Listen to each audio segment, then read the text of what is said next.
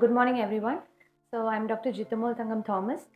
So today, the topic that we're going to start today with is status epilepticus.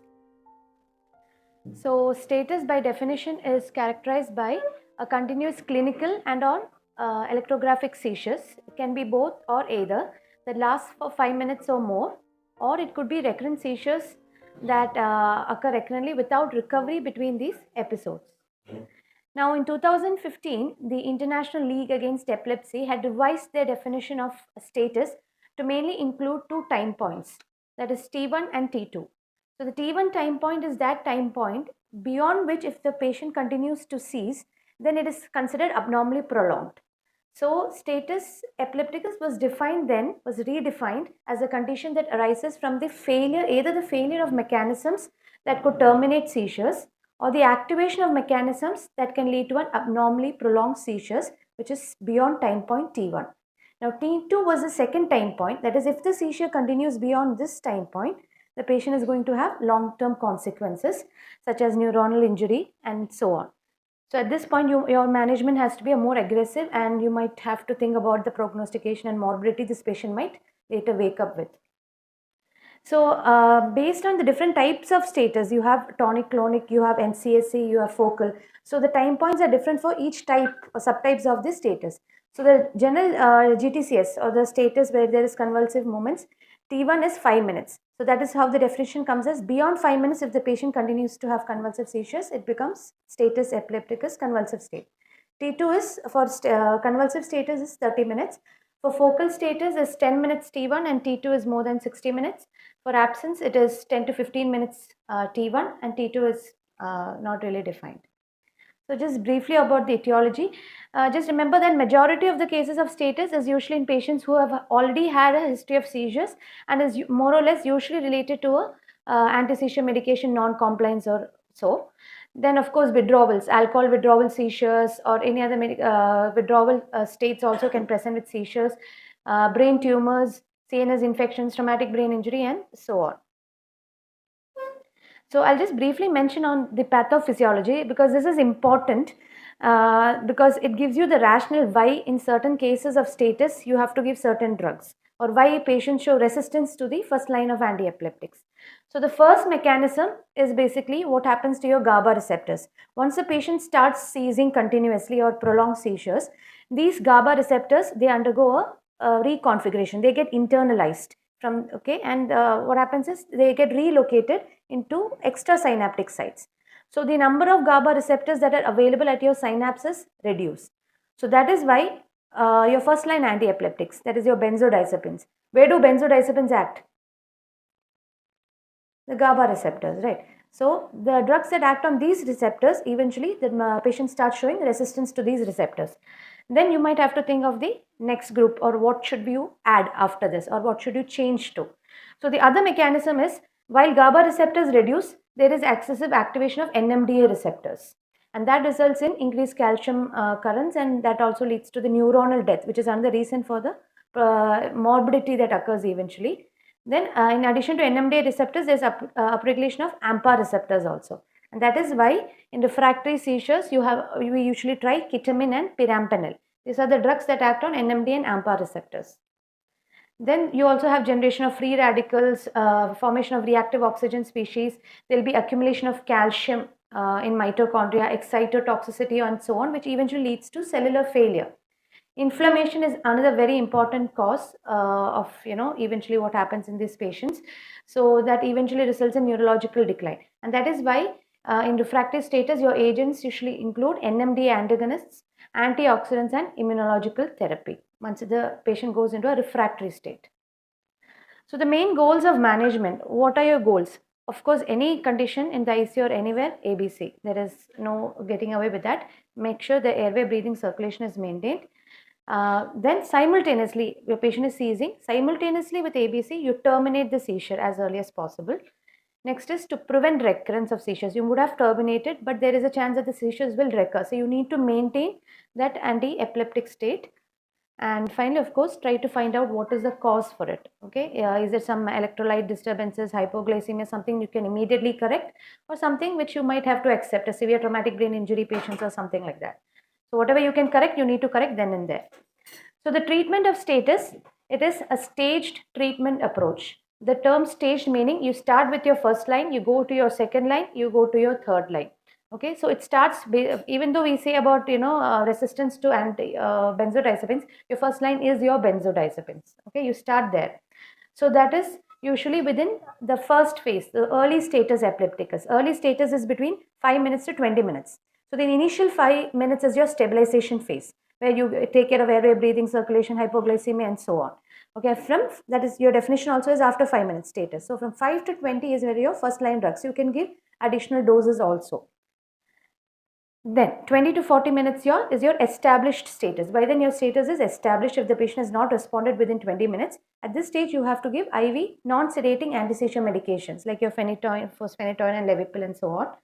And your third line, that is after 40 minutes, it's called refractory status. Patient has not responded to benzodiazepines, not to other IV and anti-seizure medication. So at this stage, you have to think of anesthetic agents. At this stage, you have to be ready to intubate the patient. Neurologist is involved. Possibly an EEG should be done or should be made available as soon as possible. So, so this is basically the American Epilepsy Society's evidence-based guidelines on how you go about. So as I said initially, the first 5 minutes will be a stabilization phase. Stabilize the patient, airway, breathing, circulation, and all that. Check your sugars first thing.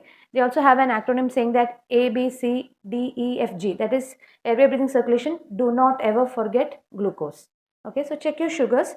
Okay, if it's adults, adults with history of alcohol also, you first give 100 mg IV thiamine followed by dextrose. Okay, so we give 50 ml of 50% dextrose. Before that, with that 100 mg thiamine also should be given in adults. Children, you can give 2 ml per kg of 25% dextrose. And at this time, send samples for your basic electrolytes, toxicology, urine and serum for toxicology. And if the patient was already on anti-seizure medications, your serum levels of your anti-epileptic drugs. All this must go in the first 5 minutes. Okay, while securing an IV line as well during this time. So at this point, immediately you see seizures, you start giving benzodiazepine. So the ideal drug, I'll just continue. The ideal drug, anti-epileptic benzodiazepine.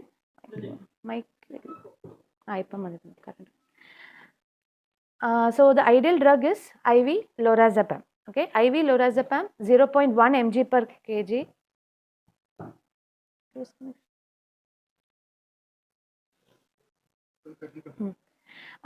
lorazepam 0.1 mg per kg, or in adults you can give a fixed dose of 4 mg. Okay, in adults about 50 kg or so, you can just give a dose of 4 mg. Children, we say the dose of 0.1 mg per kg.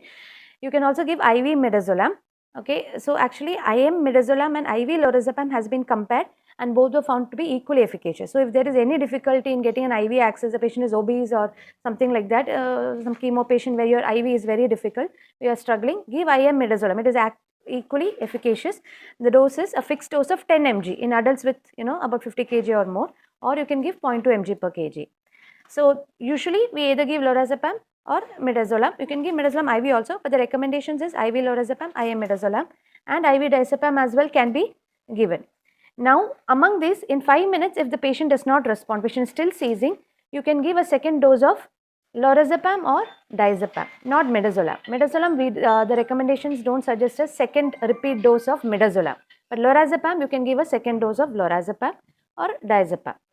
Now by this phase, now again, now in pre-hospital state, or in a patient who has not reached the hospital, or you can't get an IV access, in addition to IM midazolam, the other options or routes for midazolam is buccal and intranasal. Okay, so that we can give either en route or this thing. Once we come to the hospital, IM should suffice, or you can give IV once the IV is secured. So midazolam is a drug, and diazepam also, rectal diazepam is also described, especially for pediatric patients. So now at this point, by 20 minutes, you have given 2 doses of your benzodiazepines and patient has not stopped seizing. Patient is still continuing to have seizures. So at this point, you go into your second line of anti-epileptic drugs. So there you can give fosphenytoin 20 mg per kg, phenytoin equivalent, IV valproic acid, IV levetiracetam. If none of them is acting, then you can give a second dose of, not second dose, you can give another of these drugs. That if you have given Levipil, then after about 5-10 minutes, the patient is still seizing, you give fosphenytoin. So like that you can give either of these combinations. Still, if the patient is seizing, you can try another option, that is IV phenobarbital. So basically by this stage, you have given your benzodiazepines, you have given your maybe 2 anti-seizure medications IV, and patient is still seizing.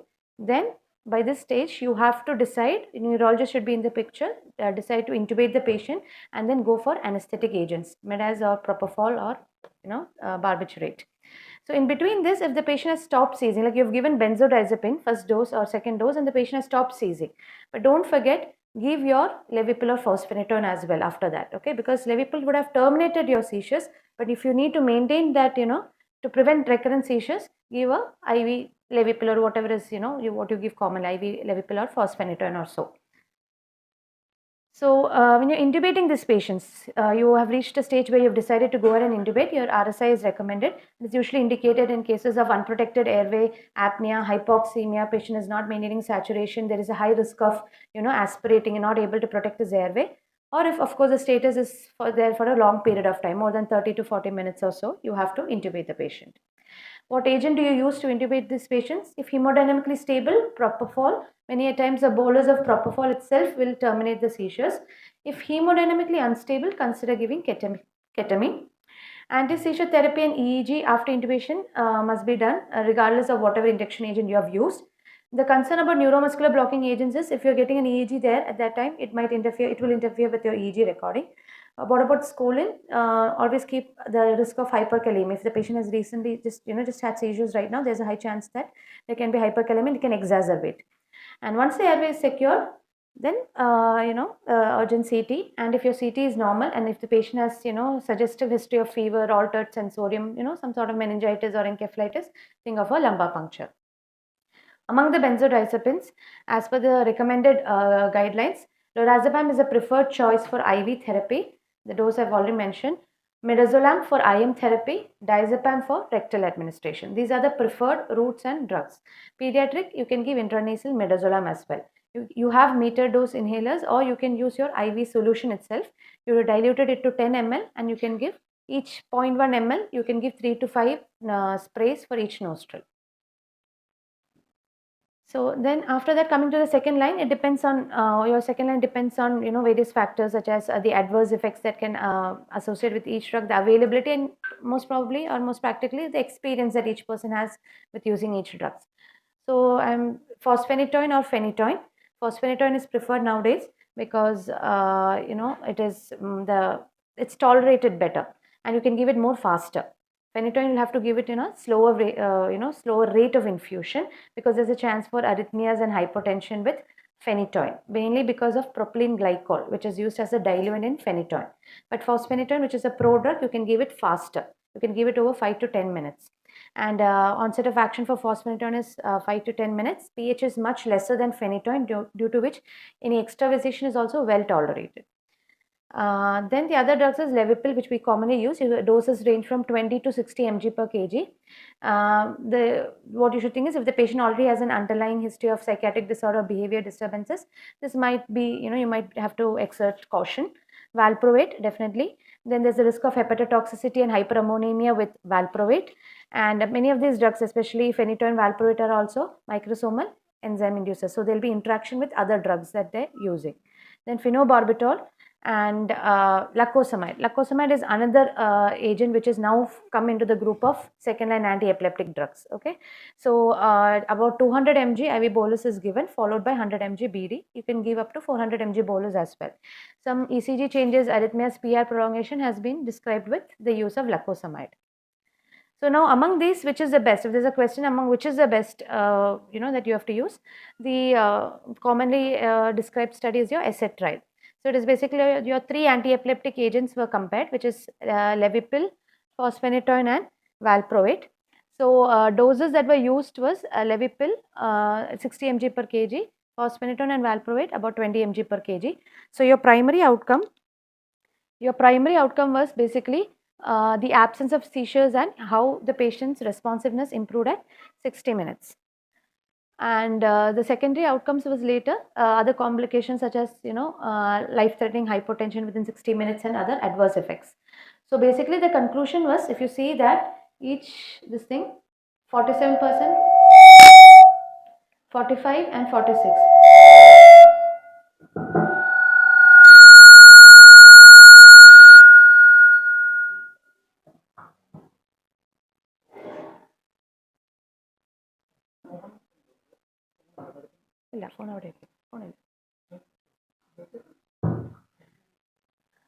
So among the three, the efficacy was found to be equally efficacious. All three in the doses of 60 mg per kg of Levipil, valproate was 40 mg per kg, and fosphenytoin 20 mg per kg were equally found to be efficacious. And complications such as hypotension was more commonly seen with fosphenytoin. So basically, based on this asset trial, all in these doses, all three were found to be equally efficacious. Lacosamide, I have already mentioned, it is a different, a newer agent that has been not very new, but we have included it into the category of second-line anti-epileptic drugs. So coming to refractory, so as I mentioned earlier, status that does not respond, it can be clinical or electrographic, that does not respond to two groups of anti-seizure medications, that is your benzodiazepines and your anti-seizure medications in appropriate and adequate doses. Okay, if they still don't respond, then that is known as refractory seizures, refractory status. Incidence is usually about 30 to 45%. That also you have different types, convulsive, you have non-convulsive status epilepticus, which is refractory, and nausea. Okay, and fires is another subgroup of your refractory status. Etiology can be cryptogenic, infections, vascular, including stroke, and anoxic damage. So super refractory, SRSE, that is if your refractory seizures persists or it recurs, okay, after 24 hours or more of treatment with highly sedating anti-seizure medication, such as if you've given your anesthetic drugs and still after 24 hours of giving that, or when you are slowly weaning the patient and the seizures recurs, then you call it as super refractory status epilepticus. Now this is usually associated with high mortality. New onset, now another subgroup as I mentioned was nausea, which is your new onset status, refractory status epilepticus. Now that is usually defined that if the patient has persistent seizures, refractory seizures not responding to even your IV anesthetic agents, in a patient who never had a previous active epilepsy or any pre-existing neurological sequelae, which is a new onset without any clear acute or active structural, toxic or metabolic causes. Basically, he's not had seizures before. There is no reason why he should seize. There is nothing that you can find. Still, he continues to seize in spite of your IV anesthetic agents. That is your nausea. The most common causes an autoimmune cause. Then you have other causes such as paraneoplastic or unidentified infections. Fires is a subgroup of that, as you can see under nausea, if the patient has had fever. Now, just because the definition includes febrile infection related epilepsy, the patient may not present with fever. Patient may not have fever at that time. It is that there is a history of fever 2 weeks to 24 hours, even 2 weeks before also, if there is a history of fever and the patient continues to have refractory seizure, then you can probably call it as fires. So these are the many investigations that you have done. I'm just going to skip that. Basically, CSF as well as blood, both has to be in detail evaluation must be done. So the treatment options, you have convulsive status and non-convulsive, and then you have nausea. So in convulsive, it is what I already mentioned, 5 minutes, 20 minutes, and by 24 hours, if the patient is still going into refractory status, then you have to think of immunological drugs. You might have to think of ketamine. You will have to think of your other agents, ketogenic diet, and so on. And by 72 hours, if the patient is still staging, at this time you might have to start your first line immunological therapy. Immunological therapy first line is IV pulse dose of methylprednisolone and IV immunoglobulin or plasma exchange. If you have given IVIG, there is no point in immediately doing a plasma exchange. Either you do a plasma exchange initially, okay, otherwise you go with an IVIG, because there is no point in giving a plasma exchange immediately after IVIG. You will be removing all the immunoglobulins. And if the patient still not respond to it by 7 days or so, then you will have to think of giving, and by then you would have already sent your CSF samples for your autoimmune panel and so on. So if anything comes positive, accordingly, if antibody mediated is confirmed, you will have to give IV rituximab. Then if it is cryptogenic, you still haven't got any antibodies, then you will have to give IV anakinra or IL interleukin 6 antagonists, like other agents. So this is basically the approach. So the basic things are the same. Always keep vasopressors ready. When you're starting anesthetic agents, vasopressors must be kept ready. Patients are intubated, invasive lines, arterial monitoring, everything must be kept, must be inserted. And while you're giving anesthetic agents, don't forget that a long-acting anti-seizure medications like levipilphosphonate and all these must be given in addition to your anesthetic agents. Because once you stop these anesthetic agents, these drugs are what is going to maintain your anti-seizure level. So therapeutic levels of these drugs should have reached the blood by then. So you continue your second line anti-epileptics along with your IV anesthetic agents. Then in refractory status, you think of immunotherapy also. So this should be maintained, high therapeutic level should be maintained during the infusion and before you start tapering your IV anesthetic infusion as well. So midazolam, propofol, barbiturates, in which what we use is thiopentone, ketamine, and even inhalation agents such as isoflurane has been described. So midazolam, the dose that you give a bolus of 0.2 mg per kg loading dose. Okay, and you start the infusion at 0.1 mg per kg per hour. And it's basically, you titrate it basically seeing not just your clinical seizures based on your EEG as well. So EEG, what you achieve.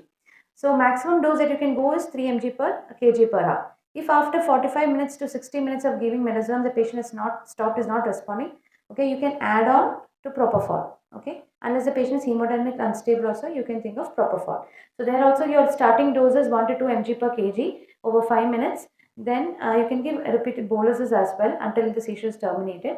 Infusion is started. So like infusion, you continue up to 5 mg per kg per hour. Okay, that is the maximum dose that you say, and I hope you all know that about 48 hours is what we say propofol should be continued. Otherwise, there's the thing of PRIS. Okay. Then you have your pentobarbital or thiopentone, same dose of 5 mg per kg, IV bolus over 10 minutes. You can give additional boluses of 5 mg per kg, and that also your maximum dose of infusion is 5 mg per kg per hour. Okay, and always, yeah. So what is preferred? Midazolam, propofol. So every drug has its side effects. So midazolam has a better safety profile, faster onset of action. So that is usually preferred, but there are centers that you start with propofol also. So midazolam and propofol are usually the first agents, IV anesthetic agents that are usually preferred. But midazolam, there is a risk of tachyphylaxis. So after 24 hours, if there is no point in keeping on increasing your dose, you rather change it to some other anesthetic agent. Propofol, of course, hypotension, propofol infusion syndrome, and all those complications. So you don't give it more than 48 hours. Now also based on your clinical scenario, if the patient is seizing and there's a history of traumatic brain injury, high ICP, in such scenarios you can prefer giving thiopentone, because thiopentone is found to be more efficient and it helps in reducing ICP. It also has a neuroprotective role and so on. If it's a post-op patient, post-op seizures or something like that, where there's a risk of brain edema and so on, you can think of propofol. Otherwise, midazolam, propofol, and you can choose between those. And if it's not responding, then you'll have to change to the next group of, to thiopentone also. Ketamine, if the patient is still not responding to either of these three, you can think of ketamine. Ketamine has added advantage that it is an NMDA antagonist. It acts as a different level as compared to the other anti-epileptic agents. It has a neuroprotective role. Loading dose is 2 mg per kg. Infusion of 1.5 up to 10 mg per kg per hour can be given for ketamine. And the other advantage is it does not, it does not suppress your CVS and respiratory function, and it is found to be safe and effective in both adults and children. And the concern earlier, the concern was about this thing, ketamine causing increased ICP, but now it has been found that it is actually clinically it does not cause much of an effect on the patients. Theoretically, yes, it does increase ICP, but on a clinical basis, ketamine increasing the ICP is not found to be having any clinical impact on the patient. So you can use it for TBI as well as non-TBI patients. And many studies have said that without an increase in ICP and with good hemodynamics for refractory status, ketamine is efficacious. So when you're inducing or keeping the patient on a therapeutic coma, so what are you aiming at? Okay, so patient is on infusion. So what do you want to achieve when you're putting the patient on a therapeutic coma? So what you want to achieve is patient should be seizure free. It is not just clinical, it is also based on your EEG. So what do you need on the EEG? What are you seeing on the EEG? What is your goal? So is it that there is suppression of seizures, or do you need to have a burst suppression? So that is actually not very clear, but current guidelines say that the following target endpoints can be aimed. If you're giving midazolam, You don't have to wait for burst suppression. Usually it's difficult to get a burst suppression. EEG seizure suppression should be should suffice for midazolam infusions. For propofol and sodium thiopental, you need to target a burst suppression. So and you have to maintain it. The point is, once you achieve this target, you need to maintain it for 24 hours and you need to gradually reduce it. And reduction should be very gradual, okay, because otherwise there will be a rebound seizures. And you can use EEG, and if EEG is not available, raw EEG is not available, you can maybe use your BIS monitor also, where you'll get a trend. And other anti-epileptic agents must be added or maintained, very important. And as you're weaning, many a times certain periodic discharges do occur, some triphasic waves, but that is not indicative of epileptic activity. So it is very important that you discuss with your neurologist before you think it is a seizure and restart your anti-epileptic drugs. And as such, there is no definite guidelines, but it's each clinician's this thing. But usually you reduce this thing at the rate of 20% dose reduction every 3 hours while you keep monitoring the EEG. So 20% every 3 hours. So it should be a very gradual decrease or weaning off from the anesthetic agent. So what if your seizure recurs on weaning, clinical or EEG? You can repeat the infusion for another 48 hours using an alternative agent. Okay, you can add on, you can add thiopentone. By this stage, you can also consider ketamine. And then you have to think of your autoimmune reasons and consider giving IV pulse, methylprednisolone, IVIG, or plasma exchange. So the other anti-seizure medications that you can add on is, in addition to levodopa, fosphenytoin, and so on, is topiramate, okay, clobazam. Clobazam is, actually found out to be a very efficacious drug. There is no sedative effects for clobazam. It's available in tablet form. Perampanel, it acts on the AMPA receptors. Brivaracetam. So these are the medications. By the time patient is being weaned off, you should have added on earlier. So this is basically an EEG of a patient who's having a left-sided burst suppression. So patient was given lorazepam, fosphenytoin, and now on propofol. Initially a load of 2 mg per kg was given, and then an infusion was started. So here you can see, I hope you know, the right side EEG leads is even numbers, left side is odd numbers, okay, left hemisphere. So you can see it's on the left side, you can see that the burst suppression has been achieved. You can see bursts followed by suppressed background activities, while on the right side is mainly more of a overall suppressed activity. So a burst suppression is what you usually target, unless it's midazolam. So immunomodulatory therapies, usually by 24 hours you should consider, and by 72 hours it should be initiated if the patient has not responded. First line I've already mentioned, steroids and IVIG. And if that fails, then you will have to think of second line immunological therapy, which is rituximab or anakinra. And other non-pharmacological methods is ketogenic diet, hypothermia, vagus nerve stimulation, electroconvulsive therapy, and so on. Inhalation agents have been studied in small groups of patients. Isoflurane and desflurane has been studied. But the main problem with this, it has advantages, but the main problem is, your logistical issues. You need to have a vaporizer.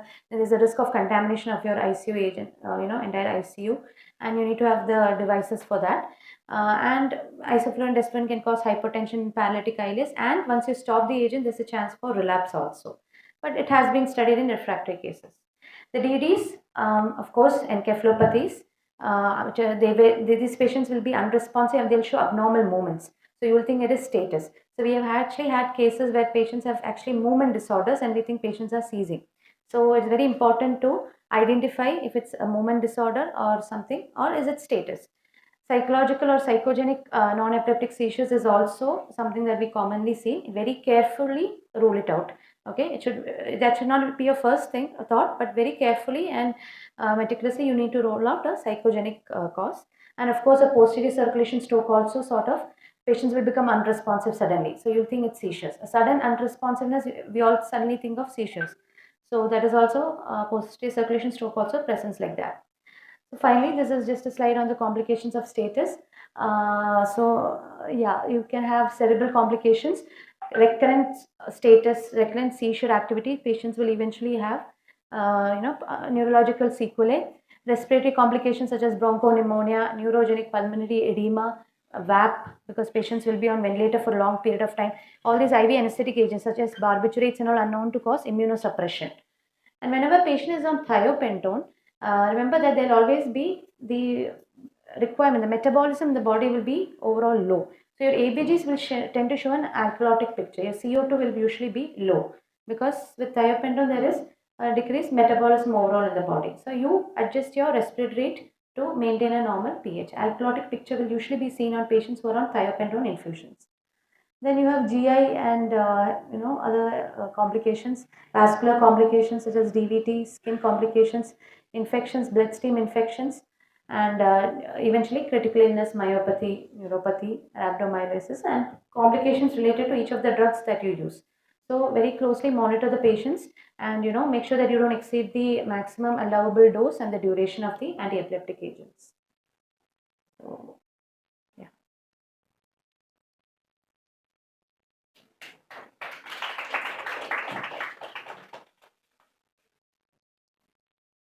So,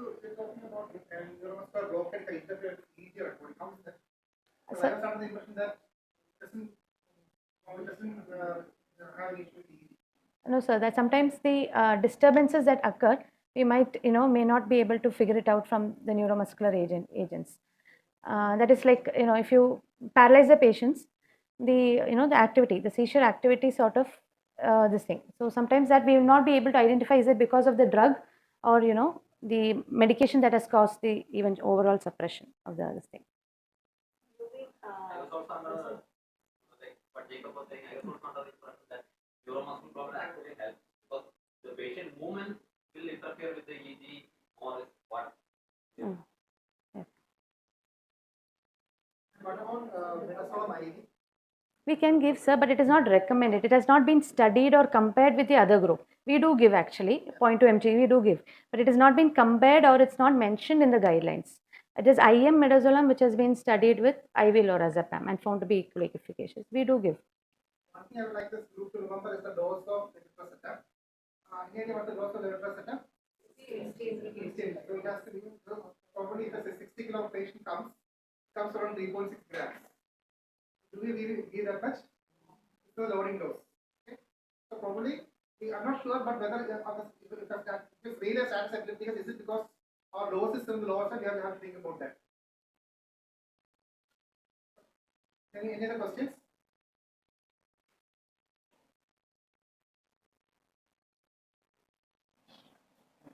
Good morning, everyone.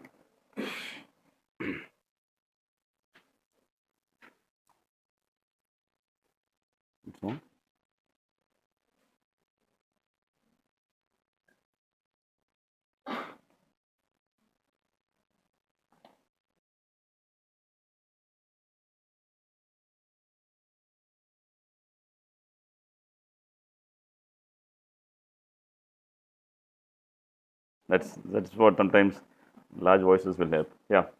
How many of you are going for exams this time? October exam? Not many. Good. So they will teach us or you will teach them, Jacob? That is the next question. When somebody finishes the exam and join back, what I make a comment is that, yeah, right.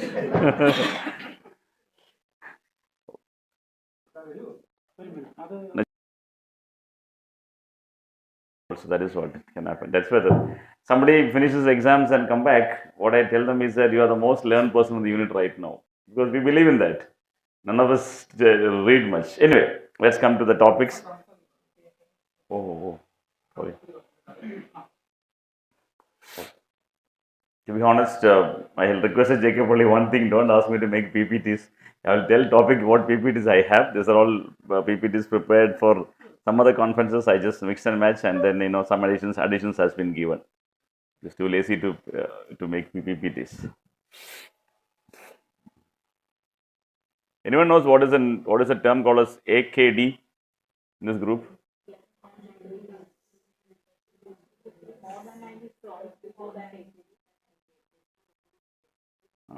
Right. So that's why they are the most learned group in this area. That's why they'll teach us. And I will come to it with data. Okay. Anyone uses the term acute renal failure now? No one should use that. That's why we always put that acute kidney injury. Okay. Just put a caption when every drop counts. These are certain case stories where I don't think this is related to, because every patient in this what is mentioned there, every drop of the urine counts, because all of them are getting into the acute renal failure. So for the team, for the people here, acute kidney injury, to introduce the term, it's not uncommon, because it's something which 30 to 60% of critically ill patient and associated with the mortality and morbidity. And the problem right now is that we have an acute kidney injury developing in the unit, in whatever reasons it is there, but that acute phase extends to a lot of other issues. Please understand that CKD is something which we will give some time, 4 to 6 weeks or 90 days to whatever time, and then say CKD is there. But there are an increasing incidence of cardiovascular complications in this interim period. That is what that period is getting more, cautious and more important. And the second thing is that once acute kidney injury is hit, the recurrent episodes of AK are common with the slightest of insult. You don't need an insult like what the previous episode to create this acute kidney injury. And long-term mortality is also affected with this particular data published in by John Kellam and one both in Nature's Review of Nephrology. And this is a latest ICM article 2025. They have come to what is the epidemiology and long-term outcome of critical ill patient in severe AK in India and Southeast Asia. Indian data is also there. Of the 2000 of the 1,000 odd people, what they have found out, two things striking is that one, what is called as the MAK. MAK means major acute kidney events like death, cardiovascular complications, and going for CKD. That is not very uncommon. Almost half of the patients develop major acute kidney injury after an episode of acute kidney injury following any insult. And the risk factors for major acute kidney injury is strikingly male sex is common, pre-existing CKD, ischemic heart disease, malignancy associated AK with other complications, sepsis not very significant, cardiac associated, and non-recovery after 7 days or after the AK. That is why the new term AKD was very important. As some of you mentioned this, non-recovery after the acute kidney injury, the risk of major acute kidney events is very high, which includes death and more cardiac involvement. That is why the AKI, the prevention is important, and once you prevent, the optimal management also is very important. Elderly is another group where it's a very frequent complications and increased mortality. You need to be wary about creatinine dynamics, because a lot of things don't only look for creatinine and say that they are improving with regards to patients with acute kidney injury and elderly ICU, because creatinine dynamics can be different. This is a slide we were talking about. This picture, this is acute kidney injury. Once it happened in the unit, two things can happen. One, it can recover. Second, it will progress forward. And some people end up in this stage called as a CKD. But this is the stage you're talking about, that you rightly pointed out. It is after 7 days and 90 days. This is the group where we term it as acute kidney disease. Now, why that group is important is that, there are a lot of data coming up in this group where what can be used to identify who goes into this or who can remain in this. That is what the biomarkers again is coming into picture, because you all know that biomarkers are there. Apart from creatinine, a lot of things are there, which will come to it a bit later. So some importance of biomarkers in this particular area. Also, this is another term. How do you prevent, or how do you reverse it? What are the potential opportunities for treatment, which includes your renal angiotensin inhibitors, cautious use of that, and selective mineralocorticoid receptor antagonists and co-transmitters are something which is experimentally or data is generating to use in acute kidney injury to prevent the progression. Because events can happen once you progress, it's a CKD, and again death and cardiovascular events are very, very common. So acute kidney disease is 7 days to 90 days before CKD. The patient remains on that, we call the term acute kidney disease. After 90 days, some says 4 to 6 weeks, we have to brand it as CKD. ICCM has got guidelines, you must have read it by this time, about renal replacement therapy and acute kidney injury. And if you ask what is the definition, in subtle terms is that abrupt or sustained decline in renal functions leading to accumulation of nitrogen, phase and uremic toxin. Multiple definitions has been used. It has been a long journey of definitions from 1941 till, if somebody asks you what are the evolution of definition, I think 2004 when we all students, this was the first one which came called as rifle. Rifle is still mentioning, some studies say about rifle, but we have moved away from that. And once rifle has come, then the slum modification, because rifle didn't interfere into the change in creatinine values. That is why acute kidney injury definition network came in 2007. Again, it was like both overlap something. Then came the current one, what is called as the KIDIGO. That means the Kidney Disease International, that you know the full form of that. So that is the one thing which has been utilized right now. And then come the new term, what we call it as the AKD, came into picture in 2019. And now, as you know, precision medicine or personalized medicine, now what's the term, what is called as, we're getting harmonized into what is called as an AKD and CKD. So for you to know the evolutionary definition, forget about all these things. Rifle, Bellomo's classical paper 2004. Then comes the AKIN criteria, acute kidney injury network criteria, and then comes the KIDIGO criteria. That is what is currently being used right now. Just for the sake of whoever wants to know, this is a rifle criteria what you mentioned, and then AKIN criteria. Only difference is that the change in creatinine value slightly more stringent in this compared to this one. This is 0.03, 0.3 milligram increase is introduced by the AKIN criteria. Rifle, it was not there. And currently we use what is called as the KIDIGO criteria. All of you know the definition. I'm not going to read all these things. So only for the top part, increase in serum creatinine, that 0.3 I mentioned, it came from the AKIN network within 48 hours, or increase in creatinine for more than equal to, please remember, it's more than equal to 1.5 times baseline and presumed to occurred in the past 7 days, or urinary criteria is there. And there are 3 stages of AKI, 1, 2 and 3. And the ISCCM guidelines clearly says that recommend the using the term acute kidney injury only. Don't use acute renal failure. That is out of the question right now. And KIDIGO criteria is used to diagnose. Same, the staging is also KIDIGO criteria has been currently been recommended to use it.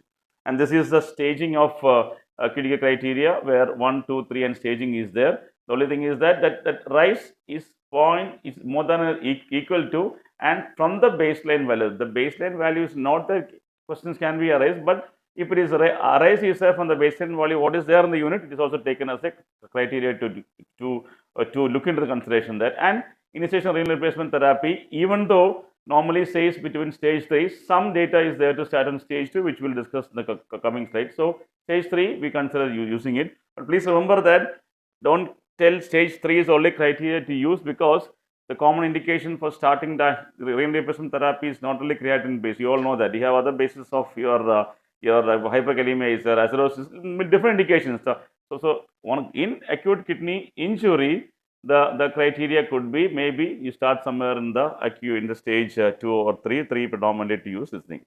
Creatinine reliability, you know that sarcopenia can affect fluid loading, can also dilute that, and if your creatinine clearance is not steady, then it may not be a value, and lot of question marks about creatinine being solely used as a criteria for this thing.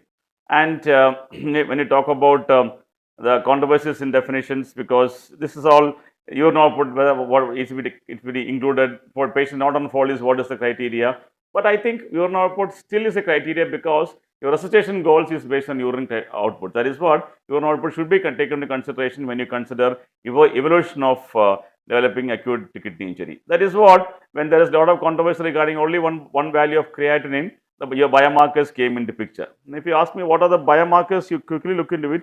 So cystatin C came up in a good way, but I think only advantage is that cystatin C doesn't include the muscle mass, where creatinine has an impact. The muscle mass has an impact on creatinine and cystatin C, but data subsequently didn't support that. In the blood, one thing which again and again in blood and urine is your NGAL. NGAL is something which definitely tells you, because it tells about the tubular damage which happens in most of the kidney injuries, and the problem is that it can increase in other conditions, and the cutoff of NGAL, despite being multiple data, urine cutoff is it same as blood cutoff, is something which is not clearing anywhere. Then NGAL in the urine also more studied than NGAL in the blood. The cutoff again is an issue. But then comes this particular 2 markers, where TIMP and insulin-like growth factor and trans-metalloproteinase thing, which the theoretical benefit is that the mechanism which it goes up is cellular stress of the tubule, cell cycle arrest, which is something which is more more clear or more rapid than a tubular damage. That is why this particular nephrocheck, the strip is available. India is not available, but it is definitely available in Europe and US, where they claim that the early detection of AKI stage 2 and 3 can happen because of this particular physiological principle.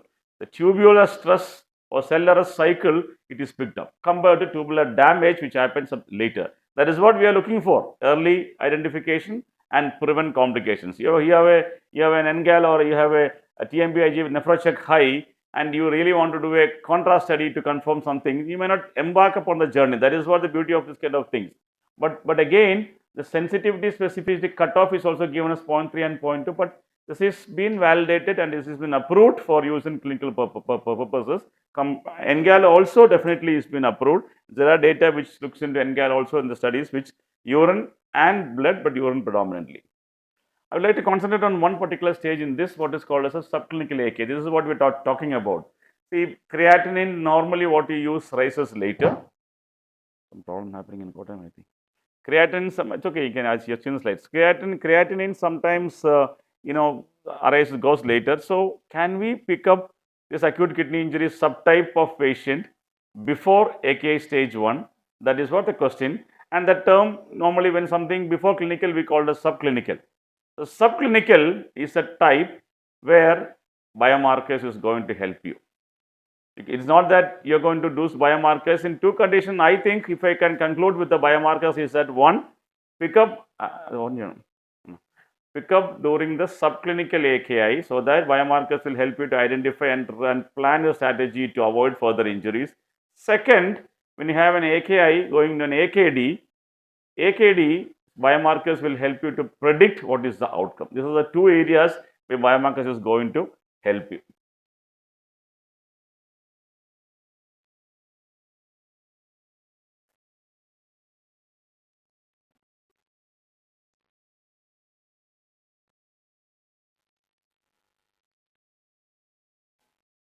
Okay. ISCCM recommendation says that urinary biomarkers, we suggest using urine NGAL, and coming to urine NGAL, there's a large meta-analysis about 13,000 patients, which found that if you the AOC curve has been taken into consideration, urine NGAL is a good predictor of severe AKI and dilated dependent AKI. We talk about L-type fatty acid. This is L-type fatty acid, LFABP. There is again a analysis which compared NGAL, LFABP, cystatin C, everything, which found that for predicting patients going for dialysis, which requires LFAB as got an acute slightly in the edge compared to NGAL. But this is all changing. I don't think it is LFAB is available for us. For us, what is available is mainly NGAL is available, nephrocheck is not available, and creatinine is available. But recommendation says that urine biomarkers, probably NGAL and L-type fatty acids is early for diagnosis, and cystatin C is not being recommended. When you talk about to predict AKI and severity abnormality, measuring urine and NGAL may be there, and LFAB is something which is not recommended. So, NGAL is something which definitely is going to help you in predicting or early diagnosis of AKI in compared to creatinine. Moving forward, in acute kidney injury patients, once the patient enters your unit or when you give in the exams, the most important thing what you look for is how to risk stratify, because risk stratification is very important to further prevent. These are the risk factors definitely is going to the exposures and susceptibilities. Both you need to consider. Susceptibility is the patient factors. Exposures is what you are going to include or something is going to happen to the patient. So this risk satisfaction based on the advanced age, high dehydration, what thing is there, race is something which is not for us. CKD, where there's a cancer, because malignancy, I mentioned that the outcome is going to be bad, and the exposures with all these things, traumatic brain injuries, the trauma, cardiac surgery, nephrotoxic drugs, radiation contrast drugs, this exposure or these risk factors or stratification should be, all the ICU patients should be risk stratified. Is this patient going for high risk for this thing? For contrast induced nephropathy, again risk satisfaction is there, which is a mix of what is there over here. Not everything is. Most important thing you must be knowing that one is a pre-existing acute case, CKD is there. Acute and CKD patients going for contrast is going to be dangerous. Patients with low effective circulating blood volume, contrast may be dangerous, and concomitant use of other nephrotoxic drugs, like if we patient an NSAID or any other antibiotics, and the procedure what you are doing, the contrast volume and the contrast type.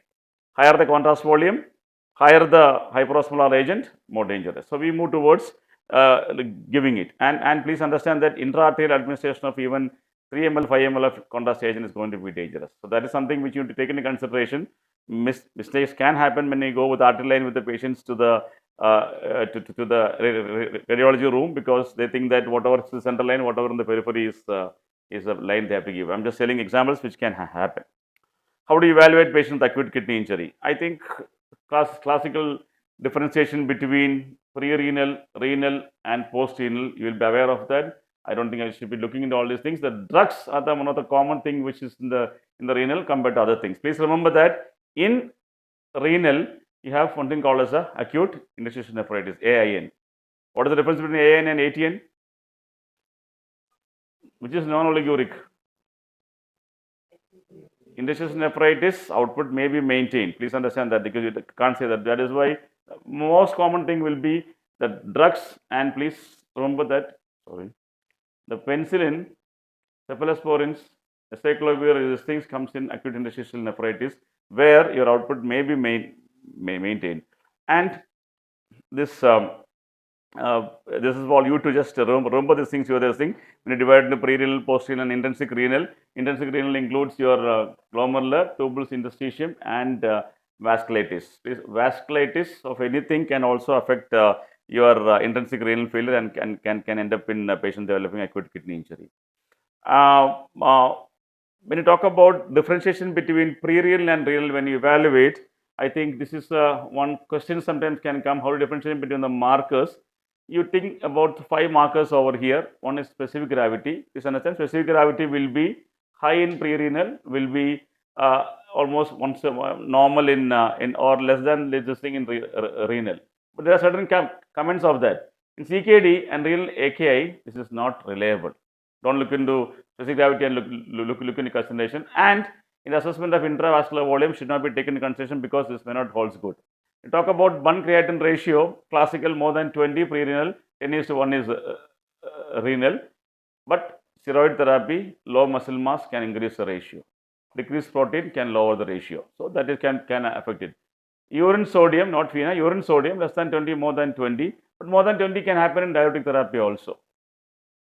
FeNA, the commonly used question, what is that? FeNA, you all know that, less than 1 and more than 2, but please understand that low FeNA is seen in contrast nephropathy, your rhabdomyolysis, burns causing acute kidney injury, glomerular nephritis, vasculitis, and acute tubular necrosis in the setting of cirrhosis and congestive cardiac failure. So going for FeNA less than 1, telling about pre-renal is not applicable when you have this kind of clinical setting. High FeNA is seen in diuretic therapy in the setting of shock and hypovolemia. Point is that there are a lot of comments or a lot of parameters which can affect the classical description of your low FeNA. FeUrea is not very commonly used. Diuretics definitely can affect it. And then these two, the specific gravity, bun creatinine ratio, and FeNA is the 3 things which sometimes can differentiate, but with the additional comments which I mentioned now right now. Please don't look into when you talk about the acute kidney injury, no talk can be complete or no analysis can be complete unless you do a urine analysis. Urine analysis gives a lot of picture, especially when you have a suspecting a hematuria, proteinuria is more than 2 grams, probably glomerular nephritis may be there. You need to consider diagnosis like ankylosing SLE. And when you have an AIN, acute kidney nephritis, one of the classical things is that you see a lot of WBC. Don't jump into the conclusion that the patient has got an infection when you have a WBCs in the urine. When WBC cast is there, because offending agent could be a drugs, maybe one of the things. It could be an acute interstitial nephritis, because everything can, drug fever can happen, rash can happen. Don't jump into conclusions. It's important that you assess the history, and in a history, when you're in DNV exam, obviously you'll be taken to the patient site, right? That is what your exams most only. Please look at the medications. Medications are important. Please don't hesitate in asking your experts who are there what medications patients exposed to. The asking makes that you are knowing that. You don't that you are going to find out everything. You don't worry about it. The examiner, we all know that. We can easily make out what you are asking. So asking means that you are knowing. Unless you know, you don't ask. So please ask and look for a urine routine. Ask for a urine routine when you get a patient with acute kidney injury. Pyelonephritis, definitely that is something which you have symptoms with WBCs and bacteria will be present, and bacteria is there with WBC scar. You think of pyelonephritis. ATN, muddy browny thing. Rhabdomyolysis, you have the ruddy brown urine, you send a urine myoglobin, it may be positive. So these are the urine analysis has to be there when you complete that. Functional test of urine includes three things, which of this the first one is commonly used, what is called as the Prosomase test. Renal resistive index is again getting acceptance a lot, which tells about the kidney circulation and prediction of AKI persistence. Prosomase test is a bedside test where you assess whether the giving a Lasix bolus will help in resuscitation. You make sure that the patient is adequately resuscitated. If patient is not on furosemide, 1 mg per kg, not on 1.5 mg per kg, 1 mg per kg, on furosemide means 1.5, immediate larger dose, look for the output in 2 hours. More than 200 ml, fast, this is pre-renal, replace the volume. Less than 200 ml, intrinsic renal failure, you don't replace. This is not much use, but sometimes somebody asks, you can definitely quote that. Talk about management. AKI importance is that what is the cause of AKI needs to be addressed. Treat the sepsis, treat the reasons what is causing there. And it is important to optimize the hemodynamic status and the volume status. Diabetic management and sugar management again comes in the picture. The third point is that please avoid or reduce or minimize the toxin use, nephrotoxin stewardship, be it antibiotic, modify it accordingly. Can avoid something else, do it. And of course, you need to consider nephrology opinion. And same like any other care, a bundled care is important, and using bundled care in early AKI definitely is going to help you by optimizing all the principles. Etiological thing, prevent progression, optimize hemodynamics, volume management, sugar, diabetic management, nephrotoxin stewardship, and move forward. It comes with hemodynamic management, target hemodynamics. Sometimes only chronic hypertension you maintain a month, but there are some recommendation in patients where you may keep an MAP of little bit high when something, but it's not much of a recommended thing. So I think you all follow the classical guidelines of a sepsis guidelines where you maintain it more than 65, and functional and dynamic hemodynamic monitoring as any other sepsis definitely will be helpful in managing AKI forward. Vasopressors, no dopamine, clearly, SOAP study, you all know that. Norepinephrine is the preferred vasopressor, and HRS, the other class, the Epilepticus syndrome, probably consider terlipressin as a vasopressor of choice. What is the dose of terlipressin used? HRS? 1 mg per kg? Sorry? 1 mg?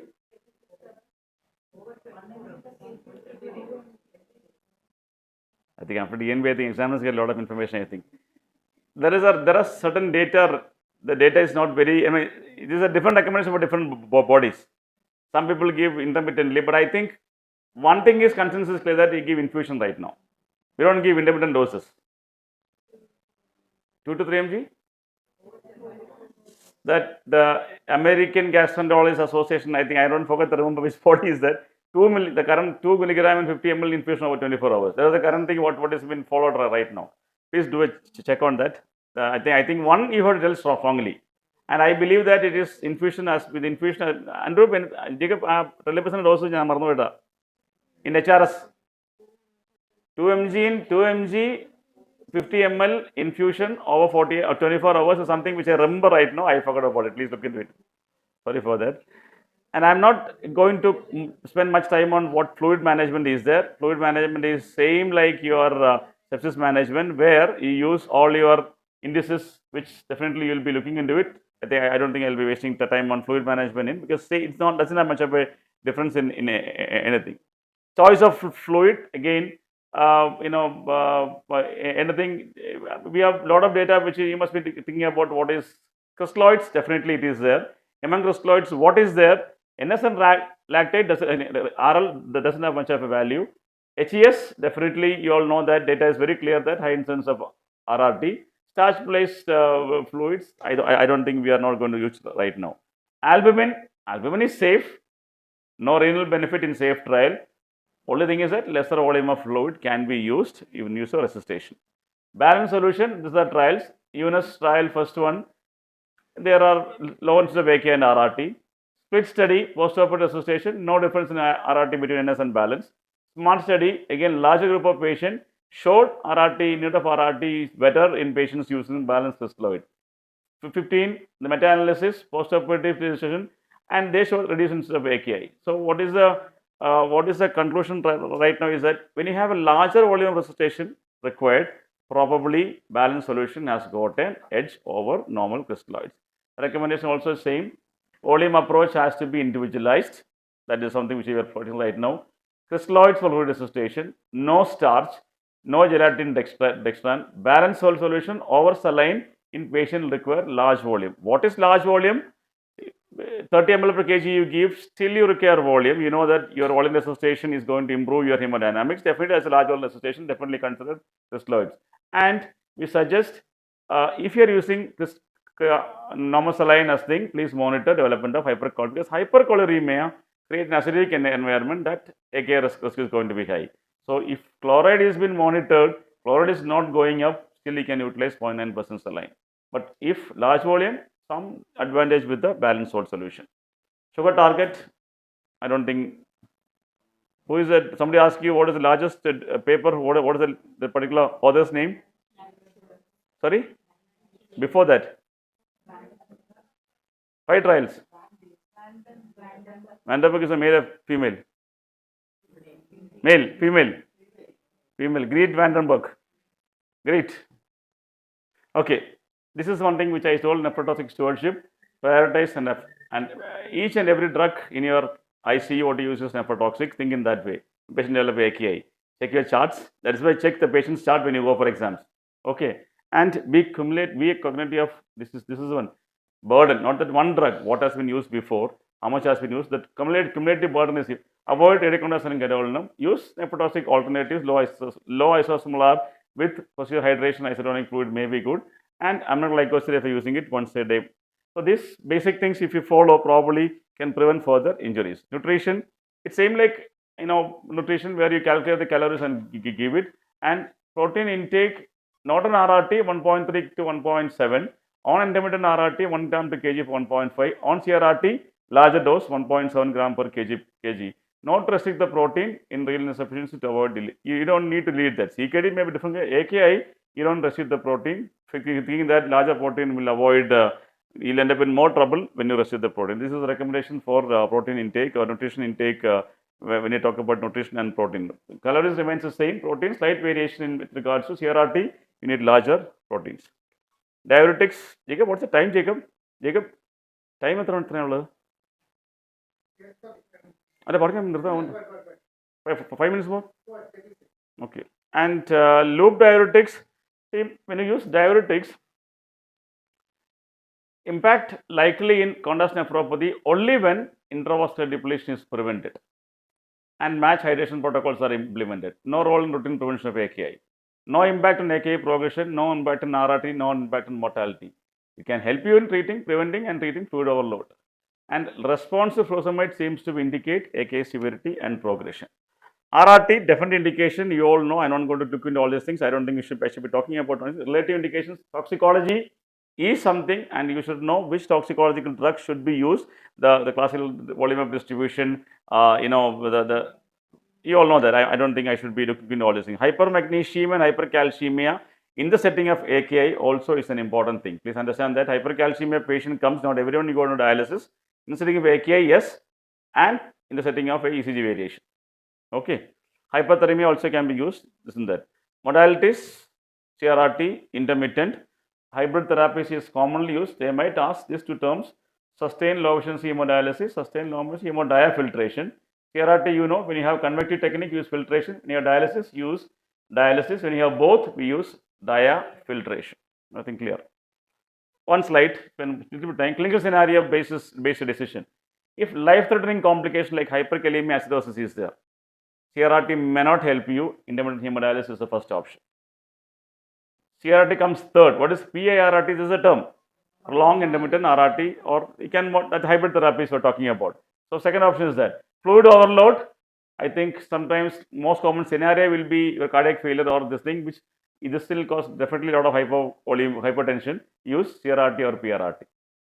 Hemodynamic instability, you all know that. I don't think any confusion that CRRT or PRRT is there.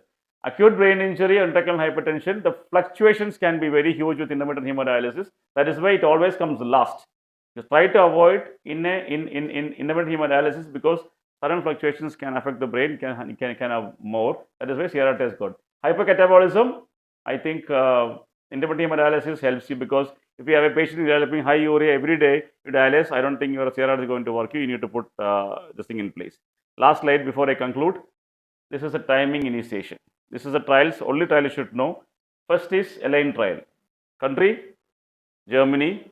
Set of patients, cardiac surgery patients. Early initiation benefited mortality. AION trial, but cardiac surgery patient. Same Acute trial. No mortality benefit. Early, it was a patient's larger group of study again from France, and the mortality benefit is not there. Mortality is not there. Ideal ICU. This is a sepsis. This is patient on mechanical ventilation mainly. This is sepsis patient. Sepsis with AKI. Stage 3 of AKI they taken dialysis. Delayed means they taken into consideration mainly the patients with definite indications. Like that criteria to dialyze right now is based on ideal ICU protocol. Your acidosis, your hyperkalemia, your encephalopathy. There is not much of a difference in early initiation. Then comes the start AKI. Start AKI want to prove that the futility of early dialysis without definite indication. They proved that. Then comes the AKI 2 2021. They want to prove that more delay means more harmful. Obviously, it has to be right. So that proves that if you delay more, probably the outcome is going to be bad, and persistence of AKD is going to be huge in patients who are delayed more. So these are the 5 trials which you should know. And the postdoc and this thing concluded the statement that in absence of emerging indication, criteria-based early initiation was not helpful in improving patient mortality except in cardiac surgery, patients with fluid overload. So cardiac surgery, why it is benefited? Probably this is the reason. They will be in fluid overload state, which again affect the renals in multiple ways. Too late also is harmful. Follow start AKI, that is a clear-cut start AKI, put a clear picture for this thing in decision-making RRT initiation. Based on AION study in post-cardiac surgery, who are running cardiac surgery patients, excess fluid, early initiation definitely will be helpful. This is the conclusion of all the studies right now. And Kidigo, I have put there. So all these patients, exam is exam, but please think that you have to think beyond the exams. When these kind of scenarios comes to you, I think all as an intensivist and as a human doctor, earn and make every drop count so that patient is saved. Thank you. Any questions? I'll be happy to take it. അടുത്ത പോട്ടെ ജേക്കബേ, questions ഇല്ലെങ്കിൽ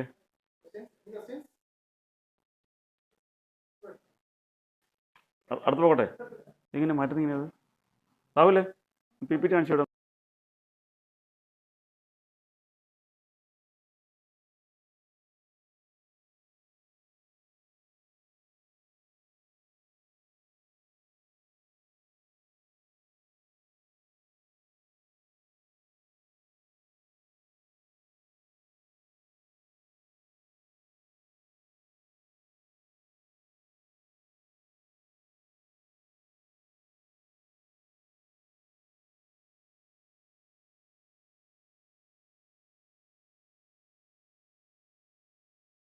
Plasma exchange or plasmapheresis, all the terms has been used.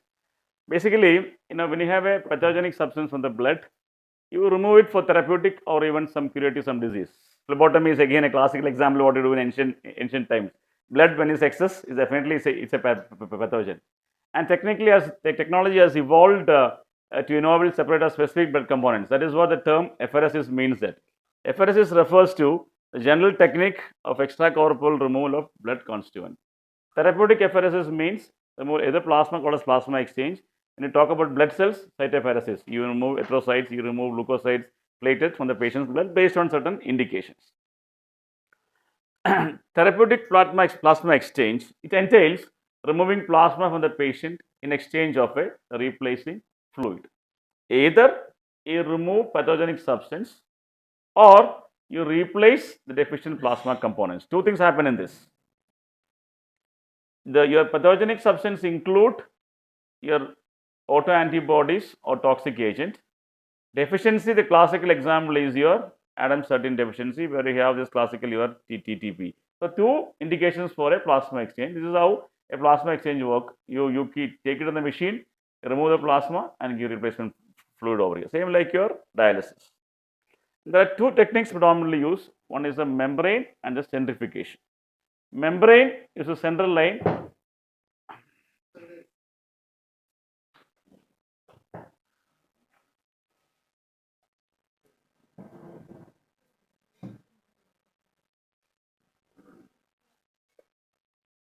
Whatever.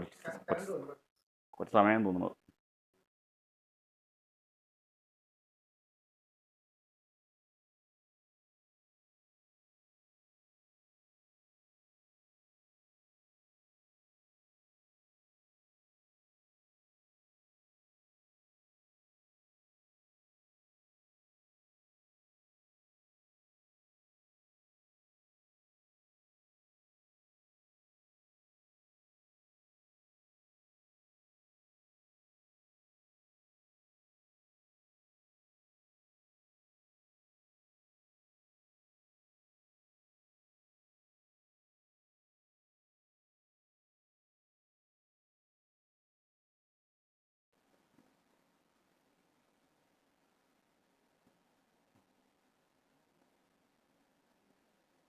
Okay, so membrane based is same to your dialysis, where you use a dialysis machine, you have a dialysis filter there, same like that it uses, and you can only separate the plasma. Whereas centrifugation is a separate machine, you must have seen in the blood bank, some to come to hospital.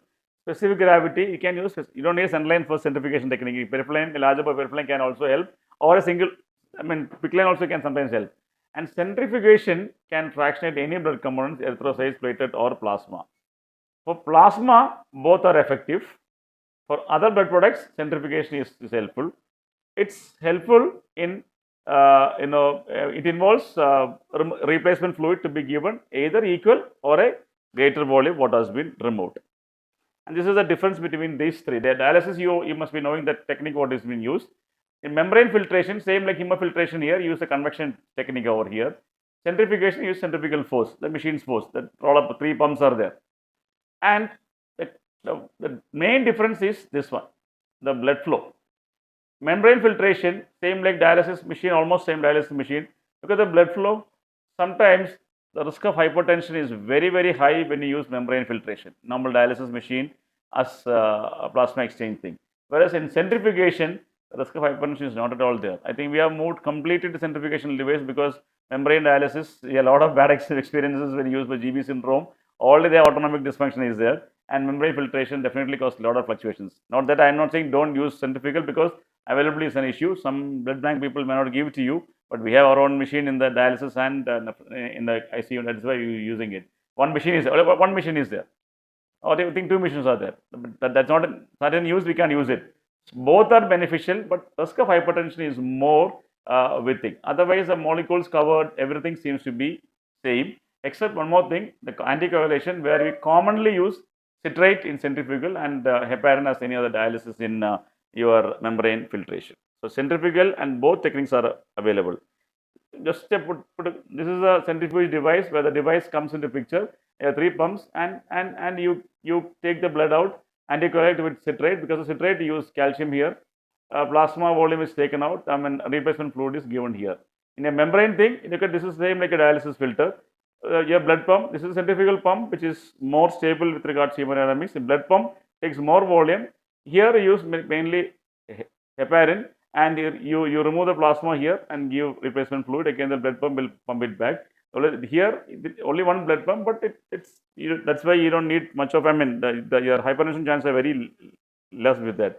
This is a conventional plasma exchange device with your dialysis machine. You take your effluent fluid here and plasma is replaced before giving it.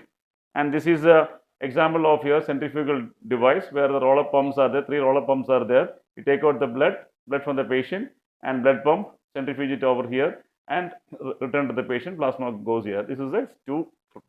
Somebody asked you what are the 2 types, there are 2 types available. And what are targets of therapeutic plasma exchange? For taking out, you have either an etiologic agent or toxic substance. I told you removal of toxic or something. And should be higher molecular mass, lower molecular mass won't come inside. Slow rate of formation. So rapid rate of formation, something is there, then therapeutic plasma exchange will help temporarily. It's going to replace again. Low turnover, low volume of distribution. Ideally, that doesn't mean that you can't use it, but ideally this is the one for a target for therapeutic plasma exchange. And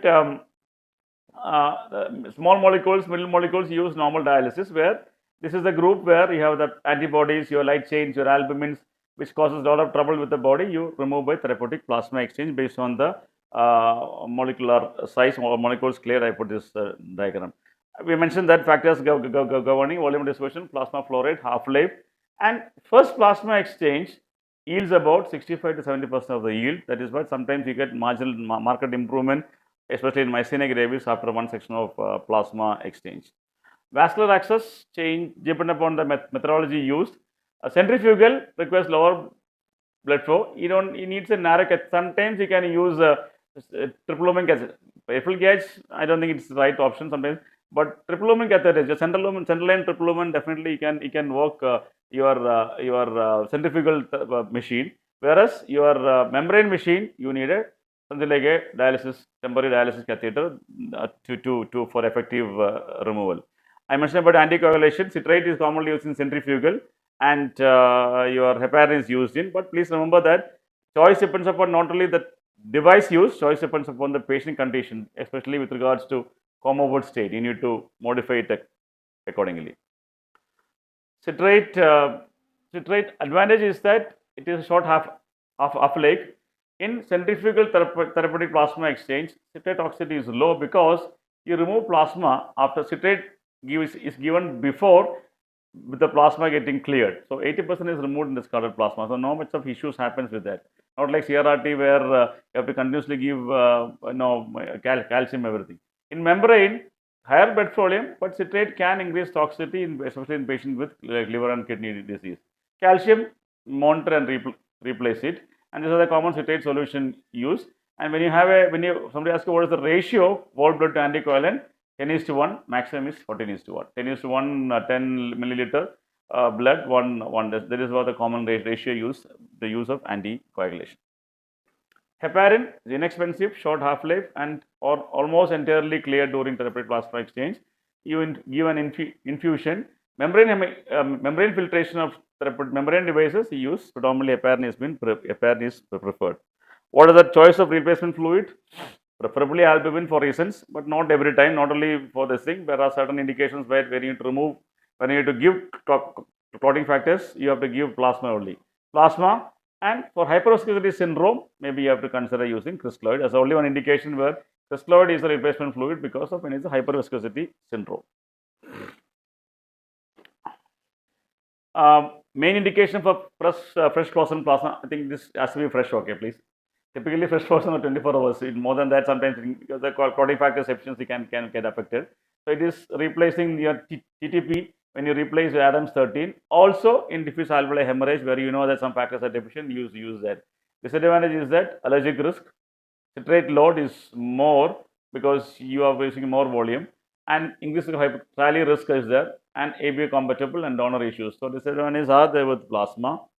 Albumin, use 5%, you make 5%, 4%, you make 5%, and it's low allergic, low risk of trialy. Cost, if the cost is a limitation, sometimes you modify it to 80:20.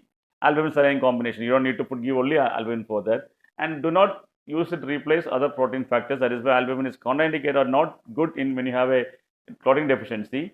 And TPI followed by albumin replacement will result in a 50-60% reduction pro and anticoagulant factors. Why I put this term is that coagulation testing should not be performed for 8 to 12 hours after albumin replacement. So this is an important point to remember, because if you're using albumin in TPE, this can be affected. Give time to replace, then only you do the clotting testing. Until 8 to 12 hours, it will be affected. Don't go by jump by clotting factors taken 6 hours after a therapeutic plasma exchange. What is a plasma calculation? This is the formula for that. You can take 0.7, 0.6 is an ideal one, but sometimes 0.7 or 0.065 into patient's weight into 1 minus hematocrit. Rough calculation is that if a patient is anemic, HB is around 10, 40 ml per kg. Patient HB is normal, 30 ml per kg.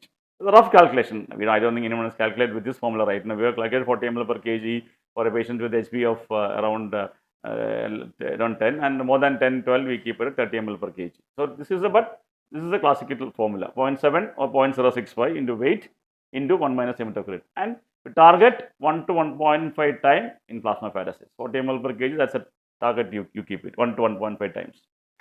And when you remove 1 time, that means 63% plasma is removed. 1.5 means 78% plasma is removed. So this is a rough estimate of these things. General orders for plasma exchange: calculate the plasma volume formula as I mentioned. Measure PT-APTT platelet. When feasible, you measure the plasma level of the particular substance what you want to be removed. Classic example is that you can calculate anti-GBM titer. You can calculate ACH receptor antibody. You can calculate cryoglobulin, and space treatment approximately 24 hours so that you see how the rebound is happening.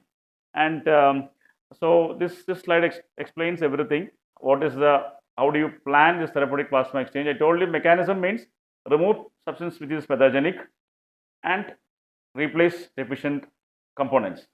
Prescription: vascular access in membrane, central line.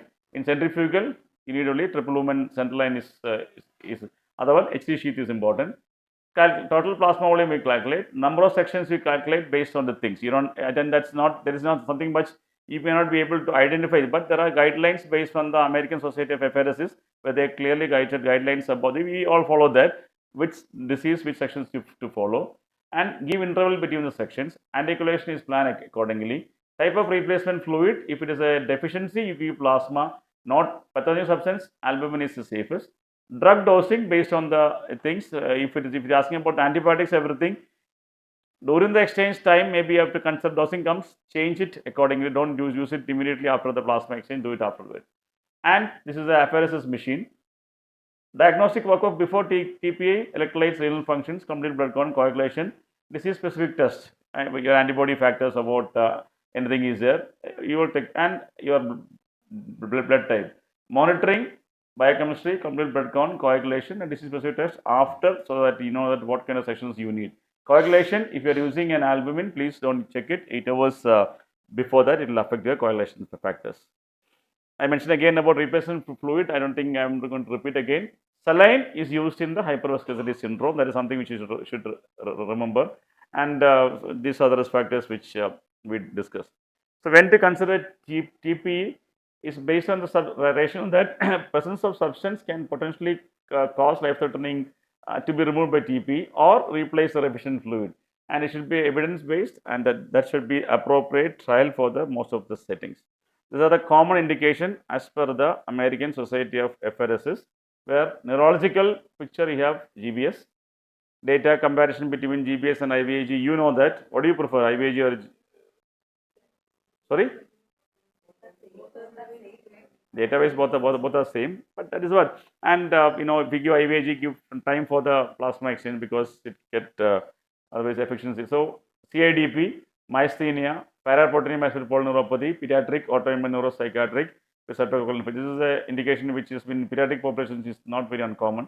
Hematological: TTP, atypical uremic syndrome, hypertoxicity, paraproteinemia, again symptomatic cryoglobulinemia.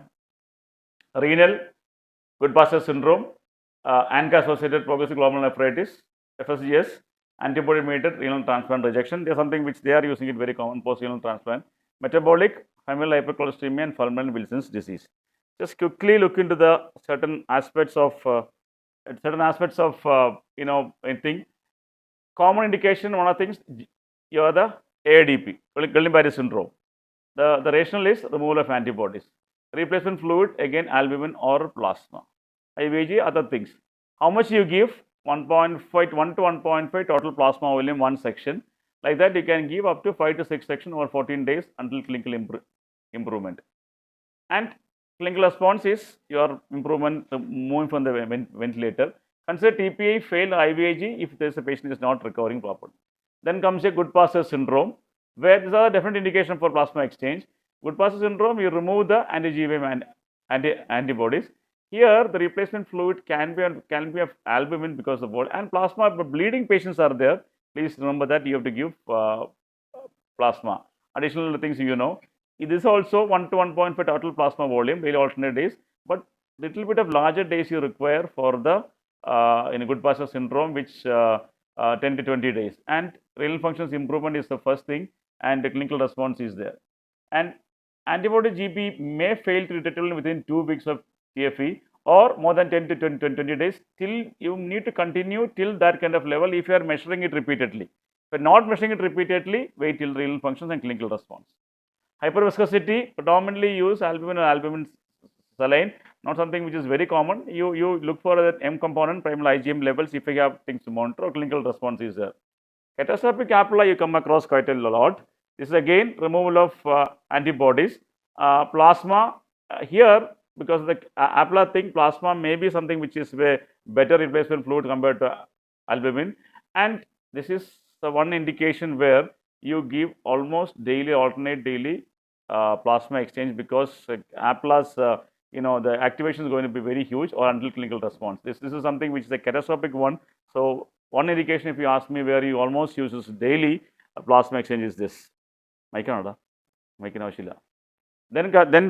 have the TTP, Adam 13 levels. I don't think any one of us got luxury to, at least you get in after 1 or 2 weeks, it's good, but you go for clinical response. Again, when do you consider stopping TTP, I mean plasma exchange in the TTP?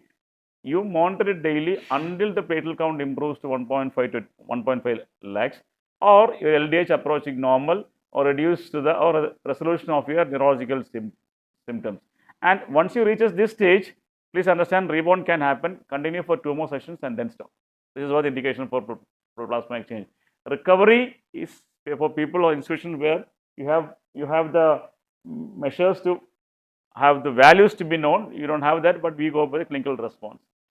Acute liver failure, again, indication is not very clear, but still it has been used to prevent the patient from ending up in encephalopathy and other complications till you get a suitable transplant candidate or recovery. We have surveyed patients with the plasma exchange, and because he can replace all these clotting factors, here both these things, plasma are the replacement fluid, not albumin in TTP and plasma. High volume TPE is something which is definitely valid because of the liver failure being a hypercatabolic state. You can get it, and daily TPE till clinical improvement. I think sometimes CRRT will run simultaneously with TPE. Myasthenia, again removal of auto antibodies. Myasthenia, you don't need much of a section, 3 to 5 sections over 10 to 14 days unless this is controlled. I think NMDA receptor encephalitis, especially with regards to young ladies coming with ovarian tumor, or encephalopathy, you woke up, you see an ovarian cyst or ovarian thing, they develop that. This is a group where definitely the response is going to be good when you use the therapeutic plasma exchange. Moving forward, some related contraindications are there. In that, thyroid storm, I just want to theory to know thyroid storm, ANCA-associated vasculitis, ADEM, thrombotic microangiopathy. This is not TTP, this is atypical HUS, and autoimmune hemolytic anemia. Again, this is also an indication where plasma exchange can be considered. Of the relative indications, Eaton-Lambert syndrome maybe same like myasthenia, definitely will be there, but this is something which you can get commonly, what is called as a Hashimoto's encephalopathy. Please remember the term has been slightly changed. We call it as steroid responsive encephalopathy associated with autoimmune thyroiditis. It's called as STRIAT right now. Hashimoto's is an old, people uses that. Here, there is a role for steroids, but sometimes response is not there. A short course of plasma exchange definitely will help you in getting the patient better. So these are the indications which SLE, and there are some rescue indications which you must be consider. Commonly thing what is here is that severe pancreatitis with hypertriglyceridemia.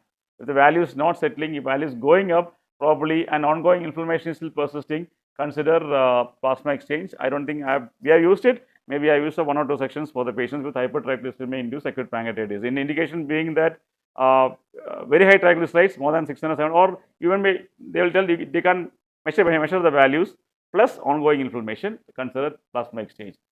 Poisoning, again, I think OP poisoning, there is some data on using plasma exchange early in OP poisoning, but not recommended right now. Certain poisoning where high protein binding capacity is there, it definitely can be used, but none of these recommend more than one. These are all rescue indications. If based on the case-based scenarios, you use that, not a definite recommendation. So American Society of Hepatitis, that classification tells you the examples of classical disease condition where you use plasma exchange. And complications, same like any other disease, you can get into vascular access later in the procedure, similar to any extracorporeal therapy, and anticoagulation issues can definitely happen. And hemolysis or blood leak can happen with same like any other machine. So certain key points I would like to know for both for a practice and for exams is the changes in hemostasis and coagulation tests induced by TPE must be considered. I told you therapeutic plasma exchange can alter values, not only coagulation but all the things. Anticoagulation I told you about, don't do it over here.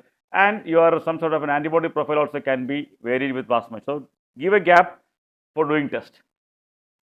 I think your troponin, the troponin, BNP, CRP, LDH are sometimes can be affected by therapeutic plasma. So the values of that post that should not be taken only parameter for monitoring your disease pattern.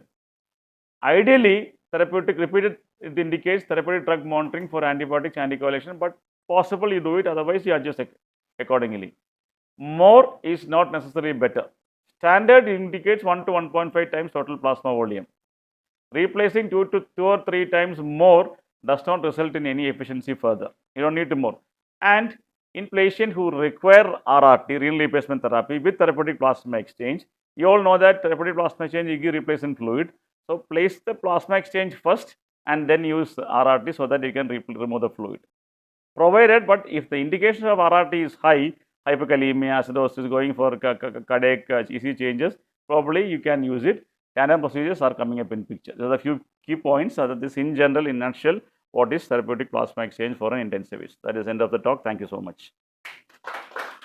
Okay, now the next topic today is meningitis. Meningitis in ICU. So, like in 2020, the WHO had initiated there was an initiative of defeating meningitis globally by 2030. So, you have two terminologies, meningitis, encephalitis and meningoencephalitis. So, basically inflammation of the meninges becomes meningitis, and if the brain parenchyma becomes a encephalitis. So, mainly among the meningitis, it is bacterial meningitis which is mainly associated with long-term morbidity. And of course, recently we have been having an outbreak of so PAM, basically amoebic meningoencephalitis, which is an amoebic origin. So that is recently we have had an outbreak of that, which is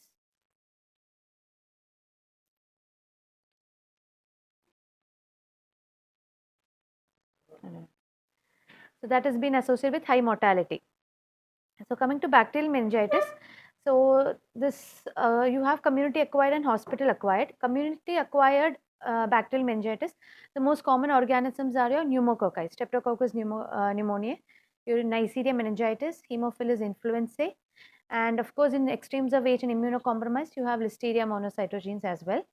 So the common risk factors, or when you should suspect a patient could be having bacterial meningitis, is if the patient has had a recent mastitis, sinusitis, otitis media or so on. Of course, elderly patients are immunocompromised. In hospital acquired settings, when do you suspect meningitis is when if the patient, a patient with traumatic brain injury who has multiple facial bone fractures, and there is a breach in the connection nasopharynx and the brain, such as a cribriform plate fracture or so, where there is leaking of CSF rhinorrhea or so. So that is another very predisposing factor to develop meningitis. Of course, if patients have drainage tubes, CSF drainage tubes such as EVD or so, that is another risk factor, and the prolonged use of steroids. So the common hospital acquired organisms are usually your staph, cones, Staphylococcus aureus, Pseudomonas acinetobacter and Enterobacteriaceae. So with EVD associated ventriculitis is about 8 to 11% incidence, and it's basically how long your EVD is in place and the way the procedure was done. So usually we advise an EVD of not kept in place not for more than 7 days. So within that time you either remove the EVD or you decide on doing a VP shunt if the patient needs an EVD. So, of course, viral meningitis, common organisms are enterovirus, herpes simplex, varicella zoster. Non-viral causes, mycobacterium, tuberculosis, toxoplasma, cryptococcosis, and of course, amoeba like Naegleria fowleri. So, clinical features. So, if it's just a pure meningitis, usually you have signs of meningeal irritation, symptoms of meningeal irritation, usually fever, headache, neck stiffness. If there is encephalitis, the patients will have symptoms also of or predominantly of cortical dysfunction. They can have altered sensorium along with seizures and focal deficits like aphasia or hemiparesis. So, in a 2004 prospective study, they found that 95% of the patients develop at least 2 of the 4 symptoms. So, what is a classical triad that we usually describe in meningitis? Headache and altered sensorium. So, but less than 50% of the patients actually have these 3 symptoms. Usually these 3 symptoms, the triad is usually seen in elderly population. Less than 50, about 41% only have this triad. But 95% will have 2 of the 4 symptoms, which includes neck stiffness, fever, altered sensorium with headache. So, any of these 2, there's a higher chance that it's more commonly seen. So, this is a triad, but more or less almost present in most patients will be headache, of course neck stiffness, fever, confusion, nausea and vomiting, and photophobia is also a very common symptom which is described in these patients. Less common symptoms, patients would have had a underlying sinusitis, otitis, seizures seen in 23% of these patients. Then any motor focal deficits, coma, cranial nerve palsies, rash, especially in meningococci.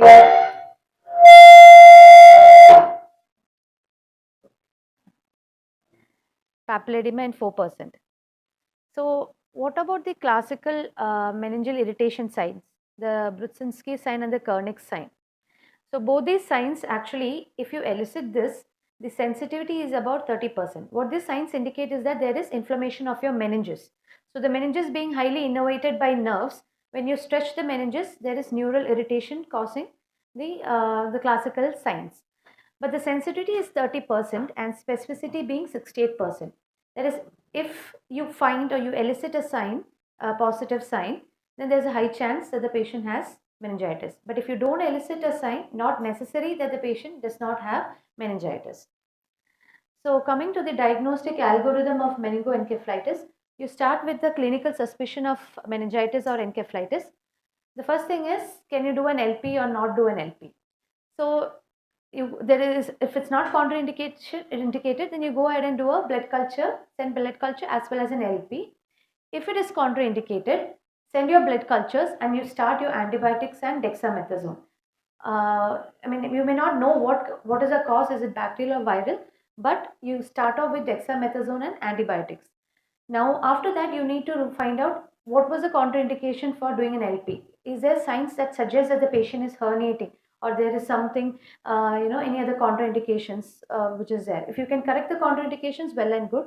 Try to take a CT as early as possible, okay, to rule out that there is, a structural, brain damage or cause for the symptoms. If there is no contraindication, then of course go ahead and do an LP, or your CT was fine, you can do a LP. So of course when you do an LP, if you see a cloudy CSF, then antibiotics and dexamethasone, if you have not already started, and if no, then of course based on what your your analysis shows. So of course, if it's a polynuclear cells which are predominantly seen, it is usually bacterial meningitis. We need to later confirm with gram stain in culture. And if it's lymphocytosis, again, next you see the blood glucose, CSF and blood glucose ratios. So normal ratio is usually seen in viral encephalitis, autoimmune encephalitis. A low CSF glucose is usually seen in tuberculosis or fungal meningitis. Now, lumbar puncture, of course, it is a crucial diagnostic step for confirming the diagnosis and to find out the etiology. Question is, should a brain imaging always be done before doing a lumbar puncture, or you can go ahead and do a lumbar puncture? So, of course, if you feel clinically that there are signs of an impending herniation, the patient is having GCS of less than 12, patient is having pupil asymmetry, continuous seizures, papilledema, or any other focal neurological signs, one side patient is not moving one side, or any such history indicated, then you can wait to do a CT as early as possible.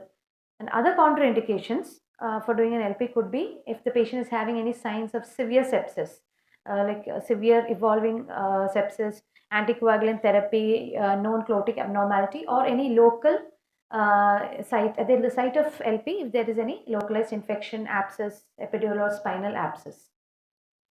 So I'm not going much into this because I think most of us will know what are the basic CSF analysis for the various conditions. So opening pressure is usually high in, yeah, usually it's usually very high in bacterial and tuberculous meningitis. Then again, I'm not going in detail about each type of meningitis. So glucose will be low in bacterial meningitis with high protein concentration, and of course neutrophil predominant. Lactate, the CSF lactate is usually used to differentiate a bacterial meningitis which is not treated, not after you start the antibiotics, but an untreated bacterial meningitis and viral meningitis you will be able to differentiate. If it's more than, it's higher for bacterial meningitis, and it's usually within normal range for viral meningitis. And Gram-Stein culture, which is the CSF culture, is of course the gold standard for diagnosis of bacterial meningitis.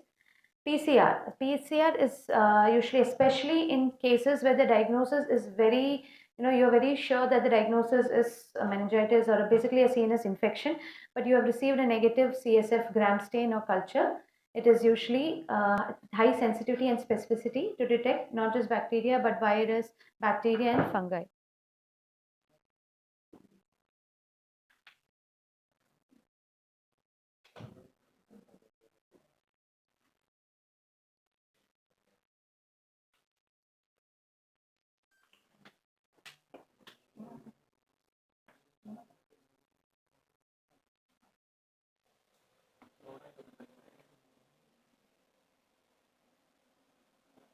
Okay, I'll just ask some practical thing. How much of sample do you actually take for an LP? How many drops do you take when you're taking an LP? Yeah, so that will be around 1 ml. And for Mycobacterium tuberculosis, how much do you take? Now, there are certain tests where you need to take higher volume. One such organism is Mycobacterium tuberculosis, where you need to take a minimum of 2 ml. Okay, some say 3, but minimum of 2 ml has to be taken for Mycobacterium. And for certain autoimmune analysis and all that, if you need further analysis, you will need to take about 3 ml of CSF. So usually in a vial, actually the collection vials also have markings on that, but usually you take around 1 ml, which is 20 drops. But for Mycobacterium and certain tests, you will need to take a higher volume, a minimum of 2 ml. So what if your LP is delayed, or it's deferred due to some reason? LP was not done as soon as possible, or there was a reason for a delay. So one of such reasons is if you're waiting for a brain imaging. So sometimes you're not very sure that it's safe to do an LP, or if the presentation was very atypical, it's not a very typical meningitis picture. Sometimes there can be a delay in LP. So but the point is, LP delay is okay, but don't delay your antimicrobial therapy, because delay in antimicrobial therapy has found to have very adverse neurological outcome, and including mortality. So in any situation, try to collect blood cultures and start your antibiotics as early as possible, empiric antibiotics of course, as early as possible. And so these are the causes why you might result in a delay in LP if the presentation is atypical or delayed due to an imaging. Now, if you start antibiotics before, the other doubt which many have is, can I start an antibiotic before doing the LP? So most of the studies have shown that yes, there can be a reduce in the yield of Gram-Stein and culture, but very minimal effects on the chemistry and cytology findings. However, you can still culture a pathogen from the CSF if you're given antibiotics a few hours before doing a LP, except for one exception being meningococci. Once you give antibiotics, the CSF sort of culture becomes negative within 1 hour. But for bacterial meningitis, you still have a time of about 6 to 10 hours roughly. So, but start antibiotics as early as possible is what is recommended. And this is one study which studied the effect of delay of antibiotics. That is, antibiotics was given within 2 hours of admission versus 6 hours. There was an adverse effects on the, as I said, neurological deficits and mortality as high as 30%. So imaging, of course, in addition to the initial imaging that you do to rule out any contraindication for LP, Later on, CT scan will help to identify the complications of a meningitis, such as cerebral edema, hydrocephalus, which is seen in 3% of the patients, empyema, diffuse cerebral edema. In case of viral encephalitis, if you're suspecting viral encephalitis, the imaging for the choice or the first line imaging that you have to do is a brain MRI, where FLAIR and T2 images are usually indicated. And what you see is leptomeningeal enhancement. That's what you're looking for in viral encephalitis in the MRI is leptomeningeal enhancement.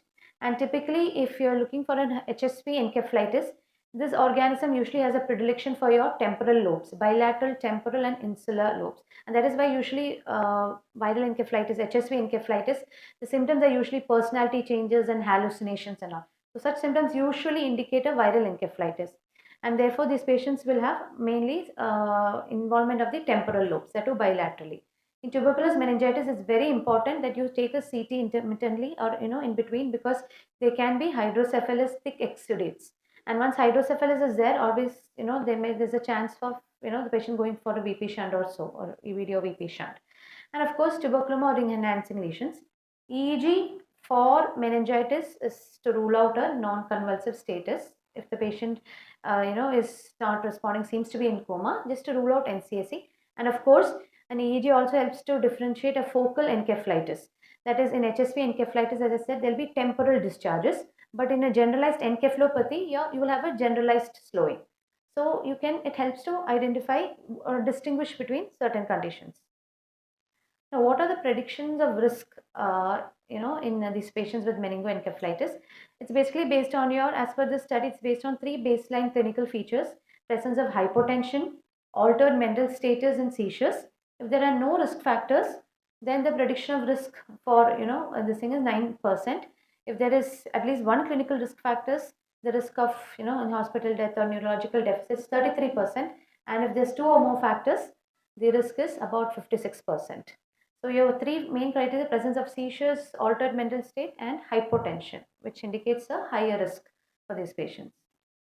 So management, again, airway, breathing, circulation, and you manage the presenting symptoms. Like if the patient presented with seizures, you manage that, fever, and altered mental state. In bacterial meningitis, of course, the thing is to start an empiric broad spectrum IV antibiotic with good CNS penetration and a bactericidal action. And usually what we give in adults is ceftriaxone, okay, a 3rd generation cephalosporin with vancomycin. And if you're thinking of listeria, you can, ampicillin is usually added, especially in elderly and immunosuppressed patients. Now, if you're thinking of a meningitis, a nosocomial meningitis, that is due to an EVD or so, then you might have to add, instead of 3rd generation cephalosporin, you'll have to go for anti-pseudomonal cephalosporin such as ceftazidime, or you can give meropenem, and in addition to, along with vancomycin. For bacterial meningitis, if you're suspecting bacterial meningitis, dexamethasone must be given along with or just before giving your antibiotics. About 10 mg 6 thalate is a dose. If it is herpes encephalitis, then antiviral therapy with IV acyclovir, and other patients immunocompromised with fungal meningitis, liposomal amphotericin B. So this is basically antimicrobial therapy. So ceftriaxone 50 mg per kg or 2 gram in an adult given BD, and vancomycin. In nosocomial infections, ceftazidime is usually preferred, or you can give meropenem unless you get a culture eventually. Once a culture comes, at least till then. And immunocompromised patients, we usually add ampicillin. Now, what is the standard duration of therapy? In 7 to 10 days for Neisseria meningitis as meningococcal infection, and for pneumococcal infection, the recommended duration is for about 10 to 14 days. For listeria, the duration recommended is 21 days. Now, if we get, when do we need to stop the antibiotics? If your CSF culture is negative, do we stop the antibiotics or not? Okay, now, if these are the 3 factors where you might have to think of, should we stop or should I not stop the antibiotics? If the patient is an elderly immunocompromised patient, a GCS of less than 15 with cranial nerve palsies, aphasia deficits, and if the CSF glucose is less than 45, proteins more than 100, and cell count of serum total cell count of more than 12,000. If none of this is present, you may stop the antibiotics once the thing is symptomatic, the patient is improving. Now, I'll just mention about the role of dexamethasone. Why is it important to start dexamethasone? So the current guidelines also recommend the use of dexamethasone, that is 10 mg IV Q6 hourly. Basically, the dose is 0.15 mg per kg, along with your antibiotics in case of suspected bacterial meningitis. If you're suspecting bacterial meningitis, and bacterial meningitis especially, I'm talking about pneumococcal meningitis, if you're suspecting, there is a definitive recommendation to give dexamethasone with or just before giving your antibiotic. Why? Means once you give the antibiotic, and if it's a bacteria, if it's pneumococci, there is lysis of the bacteria, and once a bacteria gets lysed, there's a release of inflammatory cytokines, and this inflammatory cytokines is responsible for most of the complications that you see in meningitis, such as your seizures and hearing deficits, especially what happens with pneumococcal infections, raised ICP and all. So that is the importance of giving it if you're suspecting bacterial pneumococcal meningitis especially. Studies have shown that there is a survival benefit. There is the hearing loss that is usually accounted for that happens after pneumococcus. On giving the use of dexamethasone has found to decrease the hearing loss and the neurological sequelae in pneumococcal meningitis. A survival benefit was found, but no outcome improvement was seen with other bacterial meningitis. So in pneumococcal, this thing, dexamethasone definitely has a role. Even in tubercular meningitis, steroids are recommended as part of the standard therapy. It helps to reduce the cerebral edema inflammation, and even shown to reduce mortality. So here the dose is 0.4 mg per kg in adults. You give it for 4 weeks.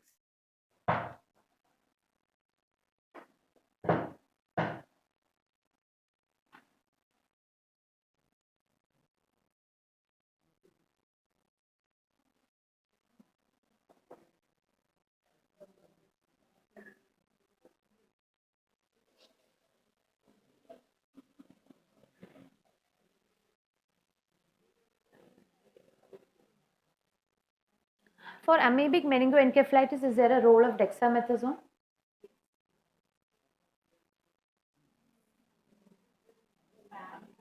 Yeah. So basically, what is the treatment for primary amoebic encephalitis?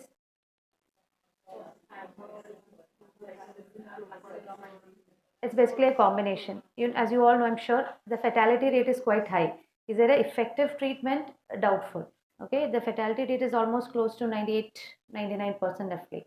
But what is effective is found to be a combination of drugs, amphotericin B with dexamethasone, IV as well as intrathecal amphotericin B with a combination of like fluconazole, azithromycin, and of course miltefosine, antiparasitic agents, and yes, dexamethasone. So it's a combination of drugs. Is it effective? Is it a cure? Definitely not, but this is a combination of drugs that we use. So in viral meningitis, there is no role in dexamethasone in the acute phase, but in delayed phase, you can give. So in case of carbapenem resistant organisms, usually the common available antibiotic options that we have. However, the problem is the CNS penetration is usually low for these drugs.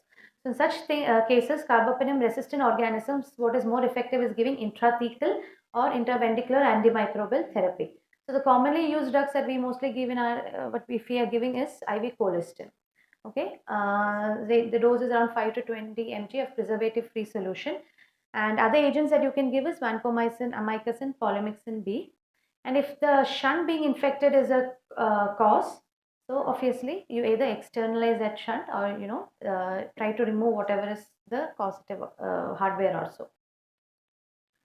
Viral encephalitis, usually viral encephalitis is self-limiting. You just need to manage symptomatically, and complications of seizures and raised ICP. Antivirals is indicated if it is HSP. Herpes simplex encephalitis is the treatment, antiviral treatment has to be initiated. Early initiation of acyclovir 10 mg per kg IV Q8 hourly, and within 2 days, and the treatment should be given for about 2 weeks to 2 to 3 weeks.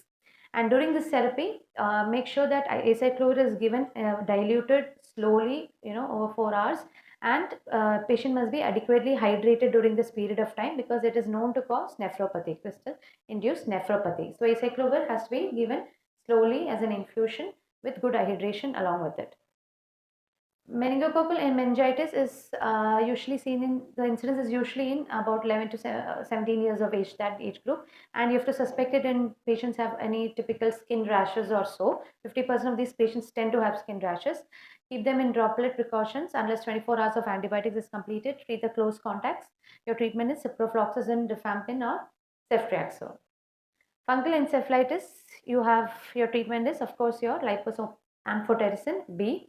You give it for about 2 to 6 weeks, depending upon the clinical response, followed by a consolidation phase. You also have intrathecal amphotericin B can be given, and if you're suspecting invasive fungal infections such as aspergillosis, voriconazole doses are also shown to be promising. Complication management is a very important aspect of managing meningitis in the ICU. Okay, you've given antibiotics, but what you need to watch out for is the complications. Hydrocephalus, especially in tubercular meningitis, keep a watch over the patients for any signs of hydrocephalus, and they might need either repeated lumbar puncture, or usually what we do is we suggest an EVD or think of a V patient. V patient usually is done sometimes because it requires a long-term, it takes time for the condition to eventually resolve. Hyponatremia can be because of salt wasting or SIADH. The patients it can lead to an altered sensorium, and it should be carefully managed. Seizures seen in 15% of the cases of meningitis. Sometimes you need to do an EEG to rule out NCSC. Sensory neural hearing loss is a common complication seen with pneumococcal meningitis. CVA, due to vasculitis, patients tend to have neurological sequelae in the form of a CVA. Delayed cerebral insults are also seen in these patients. So basically, you treat whatever is the complications. You need to watch out for it, treat it. Anti-edema measures also are also indicated in this case of cerebral edema and so on. What about tropical encephalitis that you see with tropical diseases such as Japanese encephalitis? Okay, dengue encephalitis, chikungunya, Zika, Nipah, amoebic encephalitis. As such, they don't have any specific treatment that you give. It's basically you manage the complications and treat the complications as it comes. And many of these conditions, the long-term morbidity is quite high, and some cases even high risk of mortality. So when do you need to repeat a CSF analysis? You have given antibiotics for some time. Do you need to repeat the CSF analysis and get a negative culture? So when do you repeat the CSF? When there is no evidence of improvement by 48 hours after initiating an appropriate therapy. You have given the therapy which is appropriate, culture is so and so, you have given an antibiotic which is the patient is supposed to respond, still there is no improvement, or if the patient is having persistent fever for more than 8 days, or in certain cases an end of treatment LP. In such cases, we can do a CSF analysis. But what studies have said that is a clinical outcome, signs of clinical improvement is a better indicator of response to therapy than the results of CSF analysis. Your culture might be negative, but the cytology, like your glucose levels, protein levels, they usually post after treatment, it is usually variable. So you really can't depend on that. But your culture will be negative, should be negative.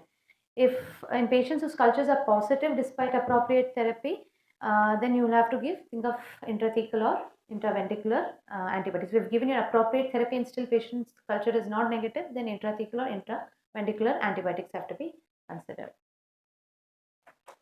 So, for a change, this is mainly questions. I'll be asking, you will be answering. Jacob, you're okay with that?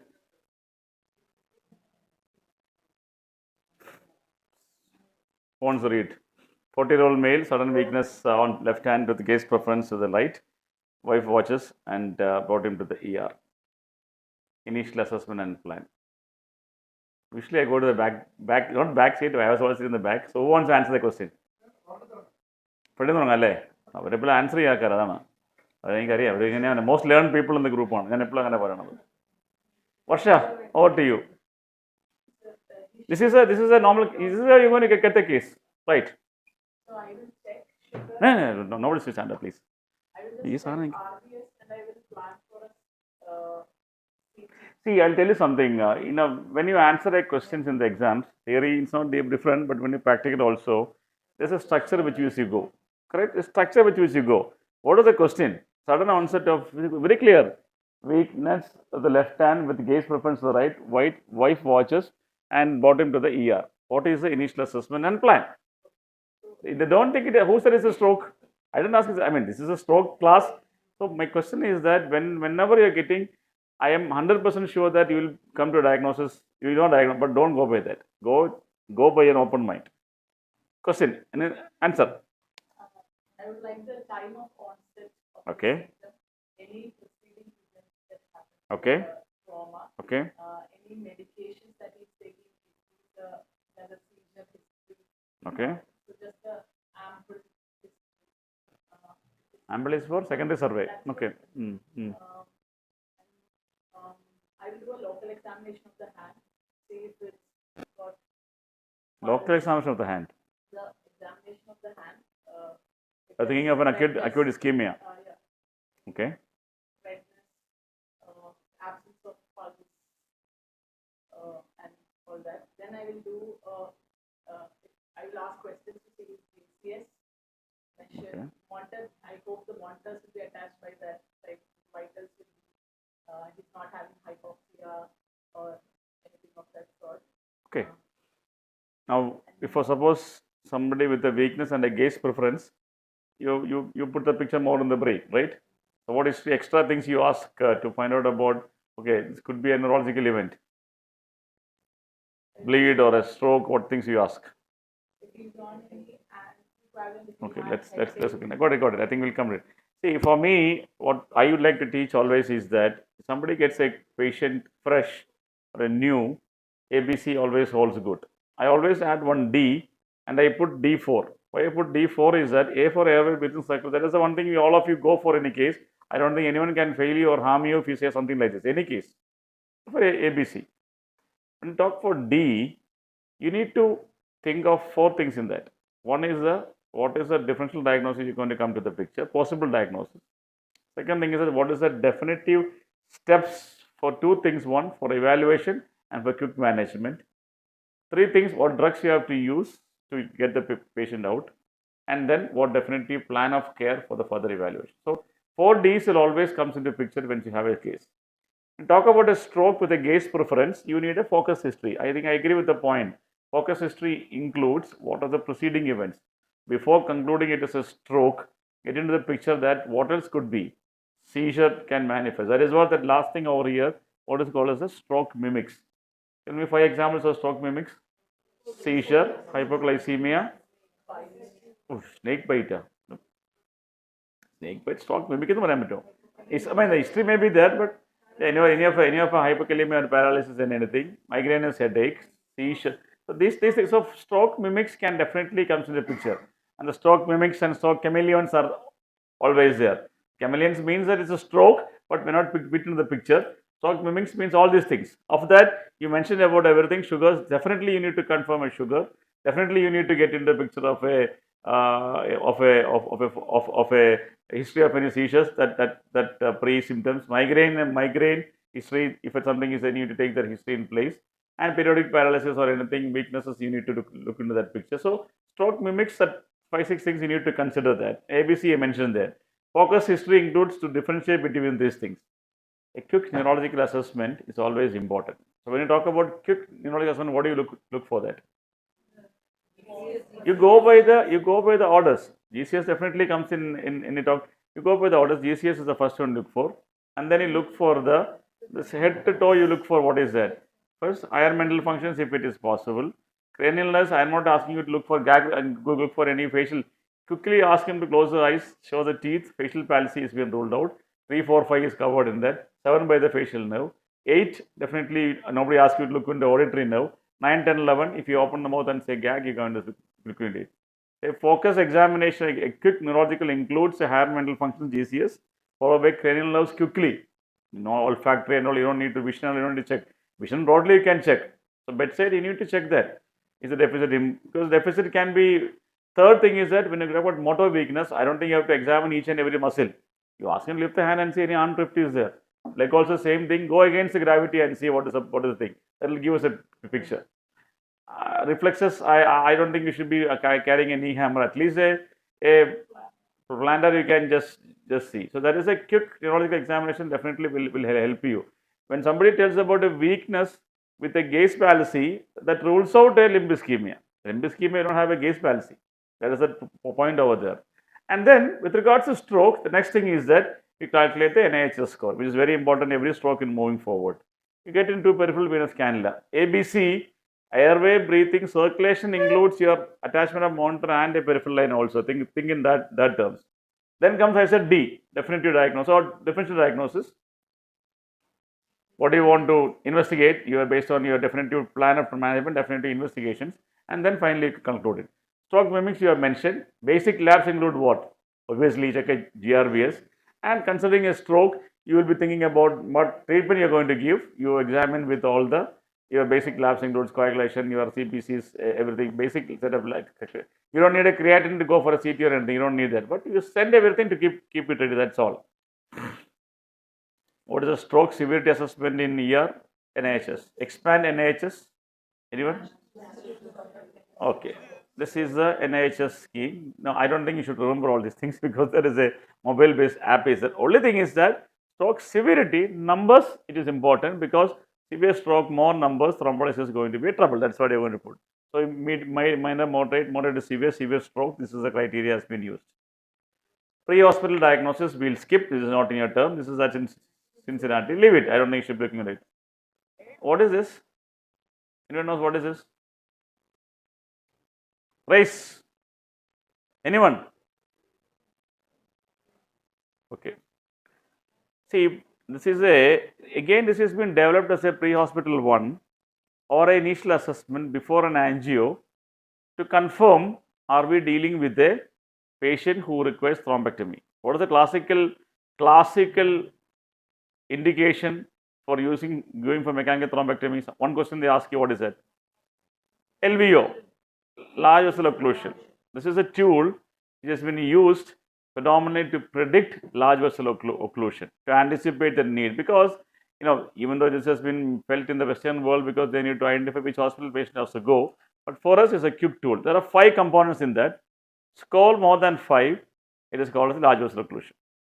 What are the 5 components? This is the 5 components. 1, facial palsy, score 0, 1 mild, moderate to severe.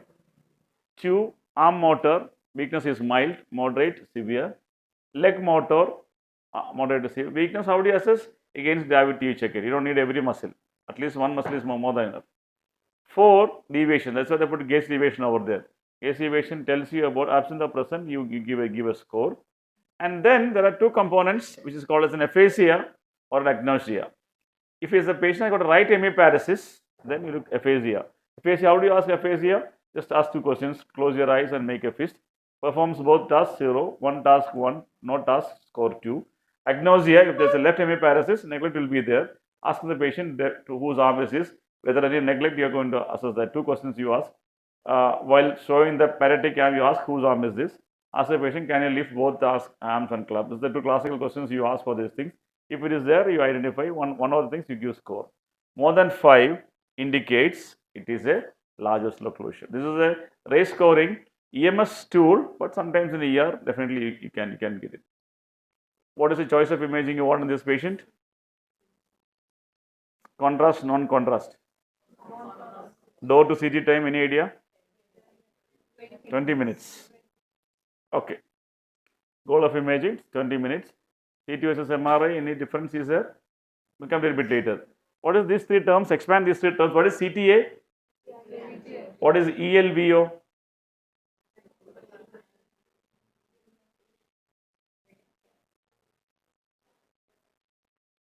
I don't know. I don't think it. Large vessel occlusion. LVO. No, again, just find out.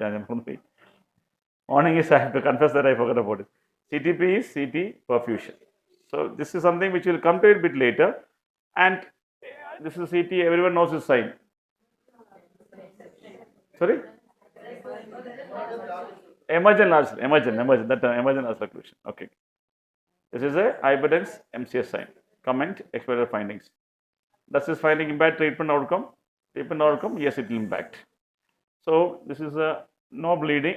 Sorry. Before because somebody asked you, that's what my point. I forgot what it. Somebody asked you the scene. I ask you what is this fine, but when you ask the comment, the first thing in a stroke you comment is that there is no bleed. The idea is that you don't need to So no bleed, and then you come under what all the things you see. Then obviously the question will come, what is that sign? And then the last question, what are the early infarct sign on a non-contrast CT? 5 signs. Lack of time. Before that, this is for a practical purposes. This is the windows you see when your packs or whatever you use in the hospital, when you keep the mouse up and down. This is a brain window. This is a stroke window.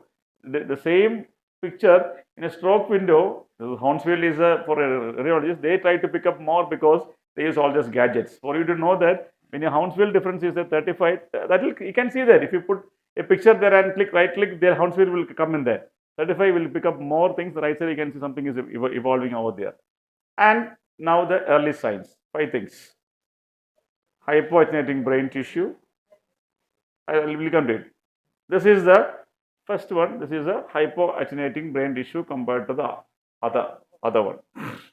The second thing is that, what is this?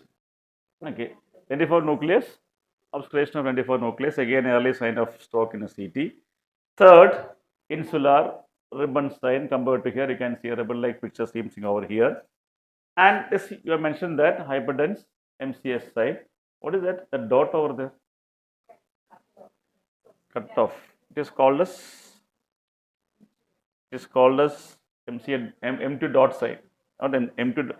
This is the MC dense sign that is called as a M2 dots. Why is important? Because seen as a dot, when you see an MRI, this is what you're going to see. Have a large area, core of infarct may be high. And this is the evolution of infarct over last 24 hours. This is the then say hypertension MCS sign, and you can see the same area. The infarct is been extending to the area that is what the 24 hours evolution. It's only for people to know that. And this is a time course of a diffusion weighted evolution from an acute stroke, 11 minutes to 24 hours. That is why the time is important. This is again, this is just to re-emphasize and show that the core volume of infarct is going to go up over the time, and 24 hours you reach that. I don't think I should be discussing, but you can just watch. This is a picture where telling about each syndromes with regards to stroke. You have an ACS syndrome, you have an MCS syndrome, left MCS, right MCS syndrome, where the gaze preference is something which clinically you can pick up. When you have a left MCS syndrome, there will be left gaze deviation. When you have right MCS syndrome, there will be right gaze deviation. Right MCS syndrome means left-sided weakness, and the deviation towards the right, because in stroke, in infarct, your deviation is towards the infarcted area. In bleed, the gaze deviation is towards the opposite to the bleed area. So classical things, sometimes we have some clinical exam. And in PCA and other things, you have, I don't think you should be looking too much into it, but gaze deviation will tells you to identify which is the lesion. That is what my point over here. What is this? Expand aspects. Alberta stroke program, early CT. More value is good, less value is good. If minus area is involved, they have subganglionic nuclei, suprabasic ganglia, and more values means good, less values means less than 5. Sometimes the thrombolysis or thrombectomy can be dangerous. You won't attempt that procedures. In investigations or procedures you need, apart from that, I think you have mentioned that you basic labs and Foley's and NG tube not necessary before the lysis if you are thinking about it. Blood sugar is only mandatory thing before you look into anything, a focus history and a quick assessment, and before you plan for a CT imaging if you are suspecting a stroke. And CT image suspect, I saw a CT imaging, hyperdense MCS sign with aspect score of 9, NIHS of 10 to NIHS of 10 to 12, no evidence of bleed, stroke mimics ruled out, time of onset confirmed 1 hour. Next treatment plan, IV thrombolysis, inclusion, exclusion criteria you mentioned, absolute exclusion criteria, recent surgery time, where all surgery, brain and spine, recent trauma, recent surgery, brain or spine, 3 months. Then GI bleed, relating on indication, exclusion criteria, sorry. I'm just asking them.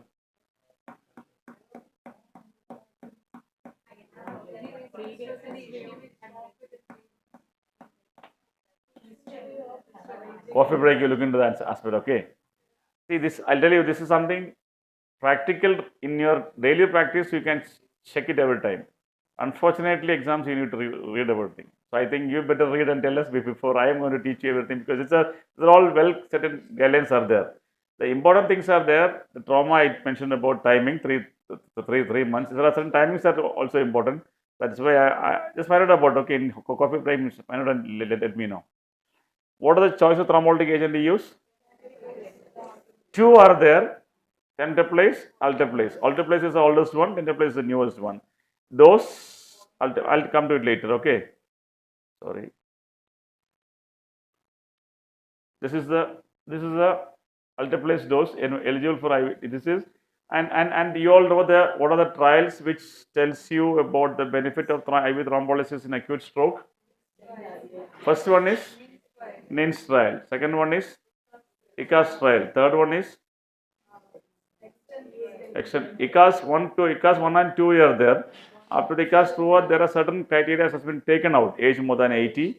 Your diabetic patients will coming in that. Patients on oral anticoagulation. These are the group of patients where you don't consider even if they come after 3 hours of period. Otherwise, the ICAS 1 confirmed that you can give extend up to 4.5. IV thrombolysis is extended up to 4.5 based on the classical trials. Okay, the groups which you avoid is these 4 things I mentioned: age, your large stroke and diabetic patient, and patient on oral anticoagulation. NIHS score more than 20. Second thing, last score means NIHS score 20, 25. NIHS 25, age more than 80, diabetic patients and patients with on oral anticoagulation. Dose is 0.9 milligram per kg of alteplase. You give 10% as a bolus and the rest as an infusion. Tenterplace, small dose, 0.25 milligram per kg dose, maximum up to 25 milligram. This is the difference between these two. Both are equally good. This is an infusion, alteplase, where tenterplace is in single bolus. This is a TCP activator. This is a modified TP activator.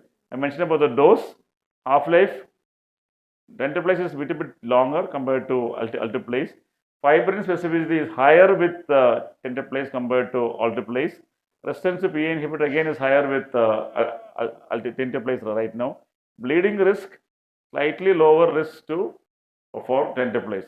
Data, it is alteplase is similar to tenterplace. Tenterplace is non-inferior. The trial which has been compared those is a non-inferiority trial which is non-inferior to alteplase. And cost, if you ask me, tenterplace is cheaper than alteplase because it's a smaller dose, because that you need a higher dose actually, and both are equally good.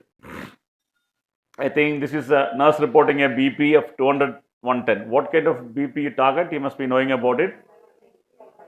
185 divided by 110. Yeah, the 3 BPs in stroke manner. One is this IMT or IVT or IMT. If it is you give it, the systolic BP less than 185, diastolic less than 110. Values are very important.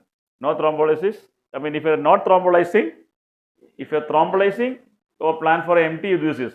If you are not thrombolizing, not plan for mechanical thrombectomy, do not bring it rapidly, because you know that this is the systolic BP, diastolic BP target 220 and less than 120.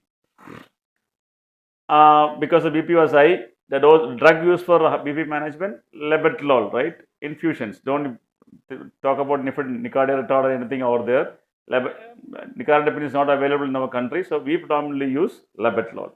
How much the dose you give labetalol? 10 mg. Okay, okay, maximum up to 300 milligram you can give.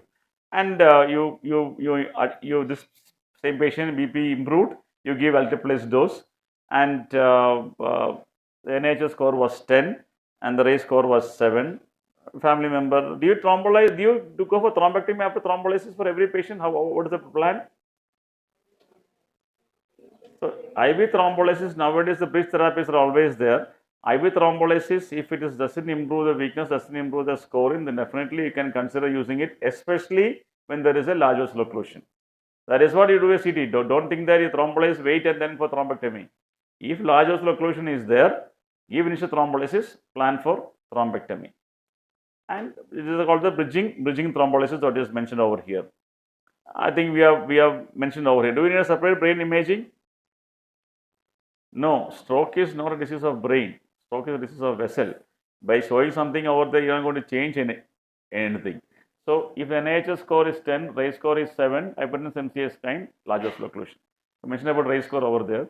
CT angio is to confirm the large vessel occlusion. Neurologists do feel that nowadays, because of the plan that hybrid therapies are coming up, they do prefer, if time permits, to do a CT angio beforehand itself, or an MR angio to look for the vessel, basically confirm the large vessel occlusion. But for the practical purposes, a plain non-contrast CT or a contrast, sometimes they will contrast to confirm two things, the vessel and the hypertension MCA sign. You can just see that to make it more visible, and you can see a complete cutoff there. Right side is complete cutoff. I think we have mentioned about these signs. Acute right cutoff of the MCA M1, and this is what this is the neurological picture where how does they remove the thrombus from the blood. Just like, they're going to the clot is at the top, you have to pass a lot of lot of things to go into that. Interesting video will be there. This is a stent assistant. You just keep it over there, you go inside it and retrieve the clot, and so that you can remove the stent and the vessel. That is what the picture is going to tell you. That you mark the tip to find out that the clot has been completely removed, because where you kept, that's what the tip has been marked. Because if you don't catch it properly, distal embolus can happen. Same thing happens, and that is why it is important to mark it and see that everything is removed. So they're all categories, classification are there. I don't think the exam point of view you don't need that. Let's skip all these things. Role of MRI in acute ischemic stroke. One is wake up stroke. Wake up stroke, because wake up stroke doesn't mean that. That's why timing is important. Wake up stroke, you take the last scene to normal time, but you are missing a lot of patients for mechanical thrombectomy. That is why MRI definitely helps you to identify the subset, which definitely helps you to decide upon mechanical thrombectomy. IVT may not be there, but mechanical thrombectomy. After 6 hours, they are presenting. Again, your IV thrombolysis or your decision-making process of thing will vary based on the timing. So, if they come, MRI will help you.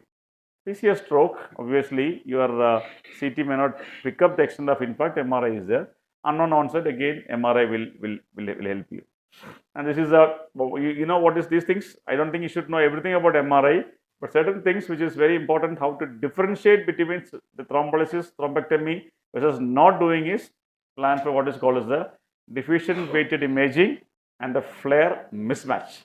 That is something which if you remember that, and this is based on the trial, what is called as the dawn and diffuse trial, where after 6 hours to 24 hours. So after 24 hours, same like ACS, you don't embark upon a journey. Within 24 hours, neurologists are become active right now based on lot of trials to identify the subset of patients where you can definitely go for mechanical thrombectomy.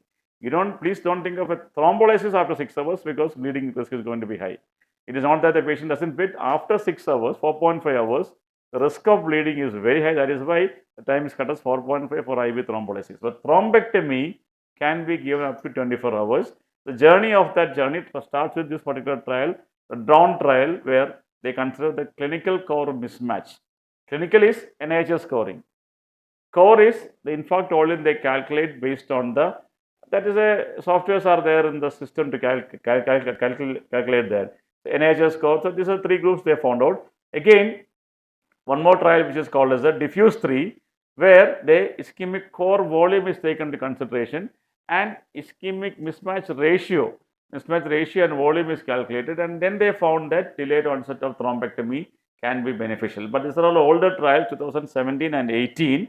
So diffuse and dawn, you need to remember that. But now in 2020 to 25, things have moved what is called as the large infarct core trial. This is a current trend, what is called as a large infarct core trial. The idea is that the previous concept is that if a large infarct core is there, then the penumbra, you talk about ischemic penumbra infarct, you all know that, right? Penumbra is more, you go for mechanical thrombectomy. That is what is changing right now. That means that there are some micro penumbra, there are micro core is there. That means you are refusing a treatment for a patient who can be actually beneficial. This is purely based on the previous data. When they assess the thrombectomy in this group of patients, the MRS score is going to be high. So when you write in the exam, after Dawn and diffuse 3, these are all important. Name you can remember, but large core infarct trial. If you mention that term, everyone knows that you're going to read. This says that even though the core is going to be high, certain thing based on the core factors, lot of factors which includes angio pictures or diffusion flare mismatches, you can still consider to take the patient for mechanical thrombectomy within 24 hours. These are the large core trials which has been come, the 2021, that kind of area it has come, 1918, 1920, that is the thing. So, and different uses different criteria. The aspects also, aspect score, even though it is less, aspect score is based on the CT picture. The core is high, aspect score is low, and you deny a treatment. So to conclude it, all the trials right now, 4.5 hours IV thrombolysis. Contraindications, you know that. Up to 24 hours, read that. Up to 24 hours, use mechanical thrombectomy. Indication for mechanical thrombectomy, large vessel occlusion.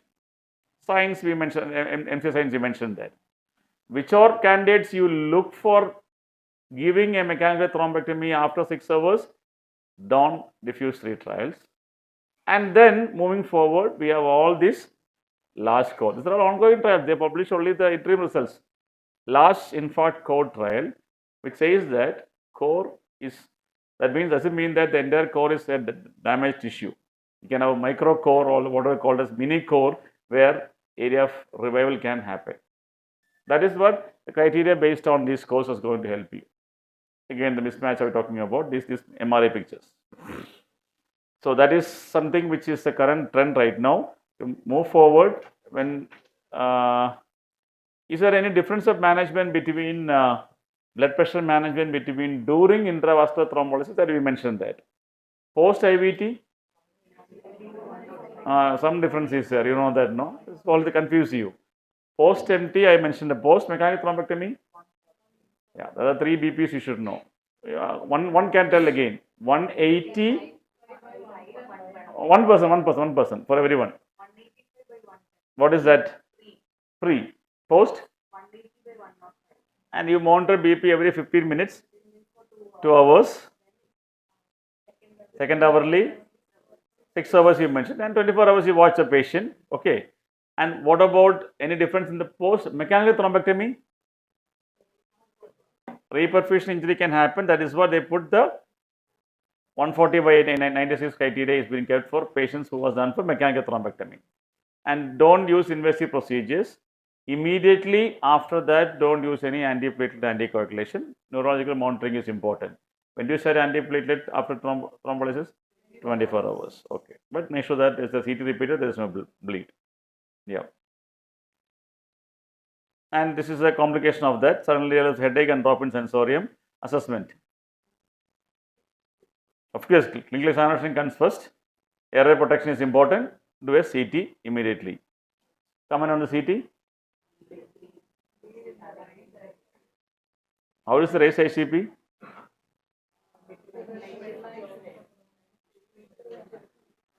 Major midline shift, right? There is an intracerebral bleed, definitely. Surrounding cerebral edema is there. Midline shift, okay. There is some. Draw a straight line and see how much has been changed. Okay, fine. And there are early neurological worsening after stroke, can be thrombolysis related, any bleed in the brain or anywhere else. Stroke related, see, please think that after thrombolysis also, patients sensorium loss is not only bleed, can be a progression of stroke also. And especially the reocclusion can happen. That is why the imaging again is important. Reocclusion of retinal vessel can always happen. And then other medical complications also need to be considered if a patient worsens after any procedure after a stroke, either IVT or normal, you don't do any procedure. It could be seizure, it could be any cardiac, or it could be any other indications also. So thrombolysis related complications, stroke related complications, and other medical complications can also happen with acute stroke. And this is a hemorrhagic transformation of an acute stroke where you have small particle hemorrhages, asymptomatic and symptomatic. Radiographically, you have two different types. One is a hemorrhagic infarct and one is a parenchymal hematoma. Hemorrhagic infarct is called as HI1, is the picture shown over there. You have small petechial hemorrhage at the margins of the areas. And HI2, which is a petechial hemorrhage throughout the infarct, there is no mass effect with these two. Whereas parenchymal hemorrhage is less than 30% is there, and with a mild mass effect, the same like what you show in the first picture, what I show the real picture. And the second one is type 2, where more than 30% is involved of the area, and there is definitely a volume, definitely there is a more substantial mass effect in the last picture. This is a classification based on the CT finding, hemorrhagic, hemorrhagic infarct 1, 2, and then parenchymal hematoma 1 and 2. And risk factors for hemorrhagic transformation, obviously large infarct size, coagulopathy, endocarditis induced stroke, risk of hemorrhage is very high, older age, hypertension uncontrolled, diabetes and hyperglycemia. So once you thrombolize, during thrombolysis, immediately after thrombolysis, patient develop that, this is the step we follow. Stop, obviously you have to stop the thrombolytic agent. If it develops drop-in sensorium is there, you do a CT, and these things has to be immediately implemented without fail. Even if there is a, don't look for the values to come, you give cryoprecipitate immediately, 10 units infused over 10 to 30 minutes. And then administer additional dose after a fibrinogen value, less than 150 you give, more than 150 you don't need to give. Tranexta 1 gram infused over 10 minutes. We are using aminocaproic acid 4 to 5 gram over 1 hour, followed by 1 gram IV until bleeding is controlled. Peak onset is in 3 hours. And cryo is not available, Tranexta can be immediately given. Consultation is important. Then admit to a unit. Your other measures including the ICP measurement, BP, ICP management, BP management, and other supportive measures should go on. Post-mechanical thrombectomy, I told you, third blood pressure monitoring is keep it low to avoid reperfusion, target mentioned there. And if the patient deteriorates again, you need a non-contrast CT, and this is post-mechanical thrombectomy. This is definitely a transformation, very severe one with a midline shift is happening in this patient. Then the question will go to what is the ICP man. Do you monitor ICP in this patient? So non-invasive measurement can happen, you know about ONSD, but ICP monitoring is plus or minus sometimes. Ventricular hemorrhage, they put a EVD, definitely ICP monitoring can happen. ICP waves, something which, and obviously the question comes about what is the role of decompression craniotomy. Before that, I told you about the complications of stroke can be bleeding and an infarct. There is something called as malignant MCS syndrome. It is an extensive infarct, tertiary leading to edema and subsequent herniation. They sometimes can have a normal ICP. ICP may not be high immediately. It is no role for ICP monitoring in a malignant MCS syndrome. Don't think that all these things patients should, because introduce something can be really dangerous. Clinical examination and this thing you can plan it in malignant MCS syndrome. And progression of an MCA infarct, a malignant MCA infarct, this is the criteria which tells you or predict you if the MCA respiratory stroke is more than 50% on the CT, the perfusion deficit is more than 66%. When you calculate the core volume, it is more than 82 ml, or infarct volume is increasing to more than 145 ml in 14 hours. These are numbers. I'm not sure what they're going to know, but the idea is that this kind of MCA infarct, if this criteria has been there, the high risk of developing a malignant MCA infarct, you need to watch the patients and decompressive craniotomy needs to be considered. Early neurosurgery consultation can be taken if the parameters fits into any of these things, because you definitely will be repeating an imaging with all these stroke patients. Your measures include avoid further harm. Any neurological case, trauma or anything, avoid secondary injuries, airway protection, intubate, ventilation to normal PCOD, you don't need to bring it down the initial phase. Safe blood pressure, I mentioned about that, elevate the head and sedation paralysis. Osmotic therapy, used for everything. What is osmotic therapy you normally embark upon? You all know that mannitol definitely is an osmotic agent. What is the dose of mannitol when ICP is raised? 1.52? 20%, 100 ml, how much is that? I think mannitol is based on the grams, not on ml. Correct now?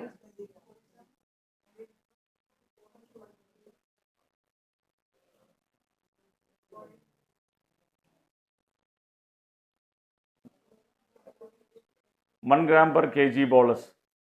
So that means 60 gram is 60 grams. One vial is one bottle is 20 grams into 3 for a bolus thing. And what target do you keep? Serum osmolality about 320. Okay, fine. And then 3% saline definitely indicated, and target sodium is varying 150 to 155. Sometimes you keep it that level. What about craniectomy? The trials of craniectomy.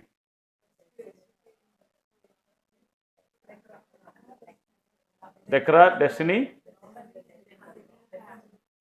Decimal, DECRA, Destiny. Correct now? I think all three should be knowing. Okay. Left-sided malignant MCA infarct outcome is going to be bad compared to right-sided. That is what one thing. And age also matters a lot. And this is the one thing I thought I'll spend a little bit of time about this particular thing. So nowadays, please remember that history of atrial fibrillation again is an important history, because the trend of all anticoagulations changed to NOAC.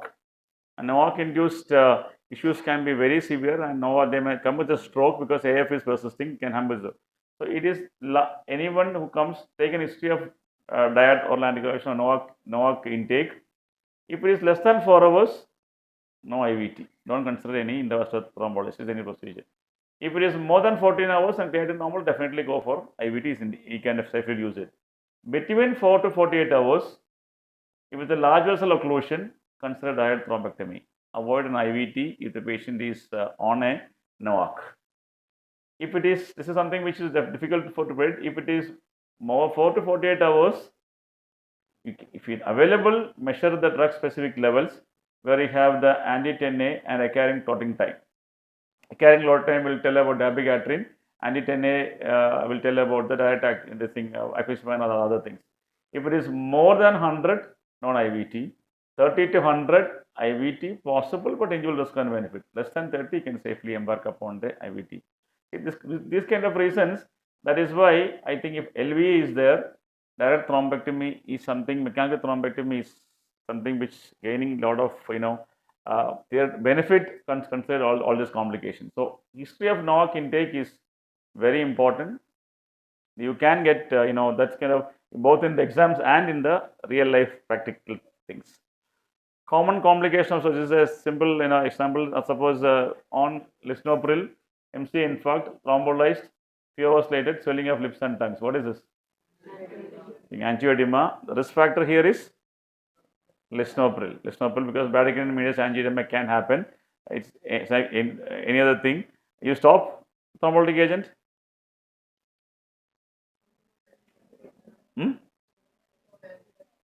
Treat and then use it. Okay, it's not going to get, unless an airway edema, but airway edema only mainly happens in the lips and tongues. It won't go into the subcutaneous space. I mean, it won't go into your mucosal edema can happen. So ACE inhibitor is a risk factor over here.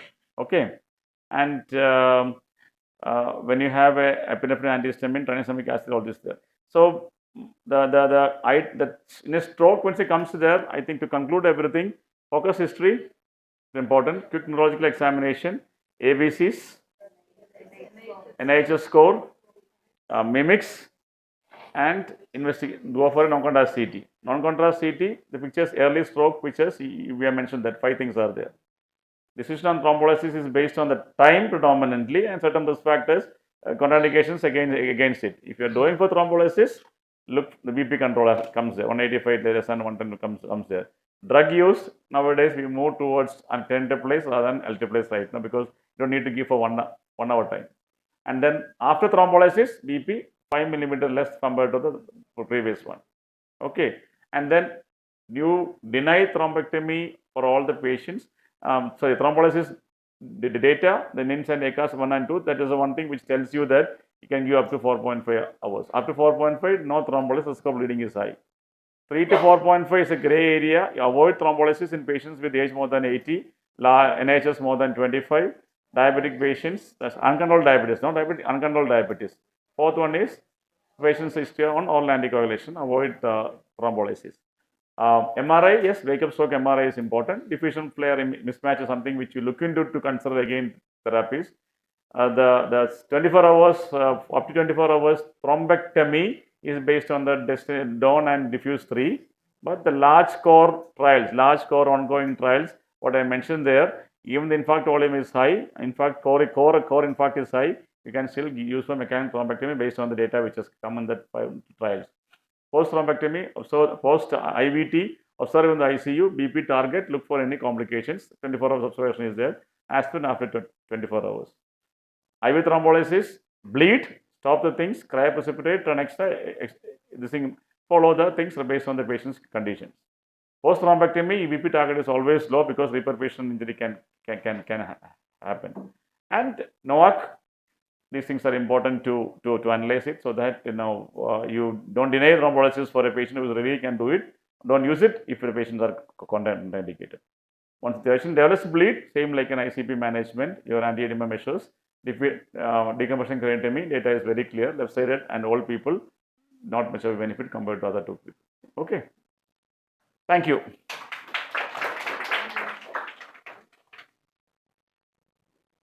Questions, please.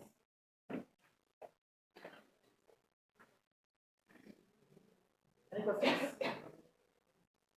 The three talks as a come with the plasmapheresis, AKI, and stroke. Any questions? Next year they will teach us. So then, thank you very much, sir. The document appreciation, please. Thank you, Jacob.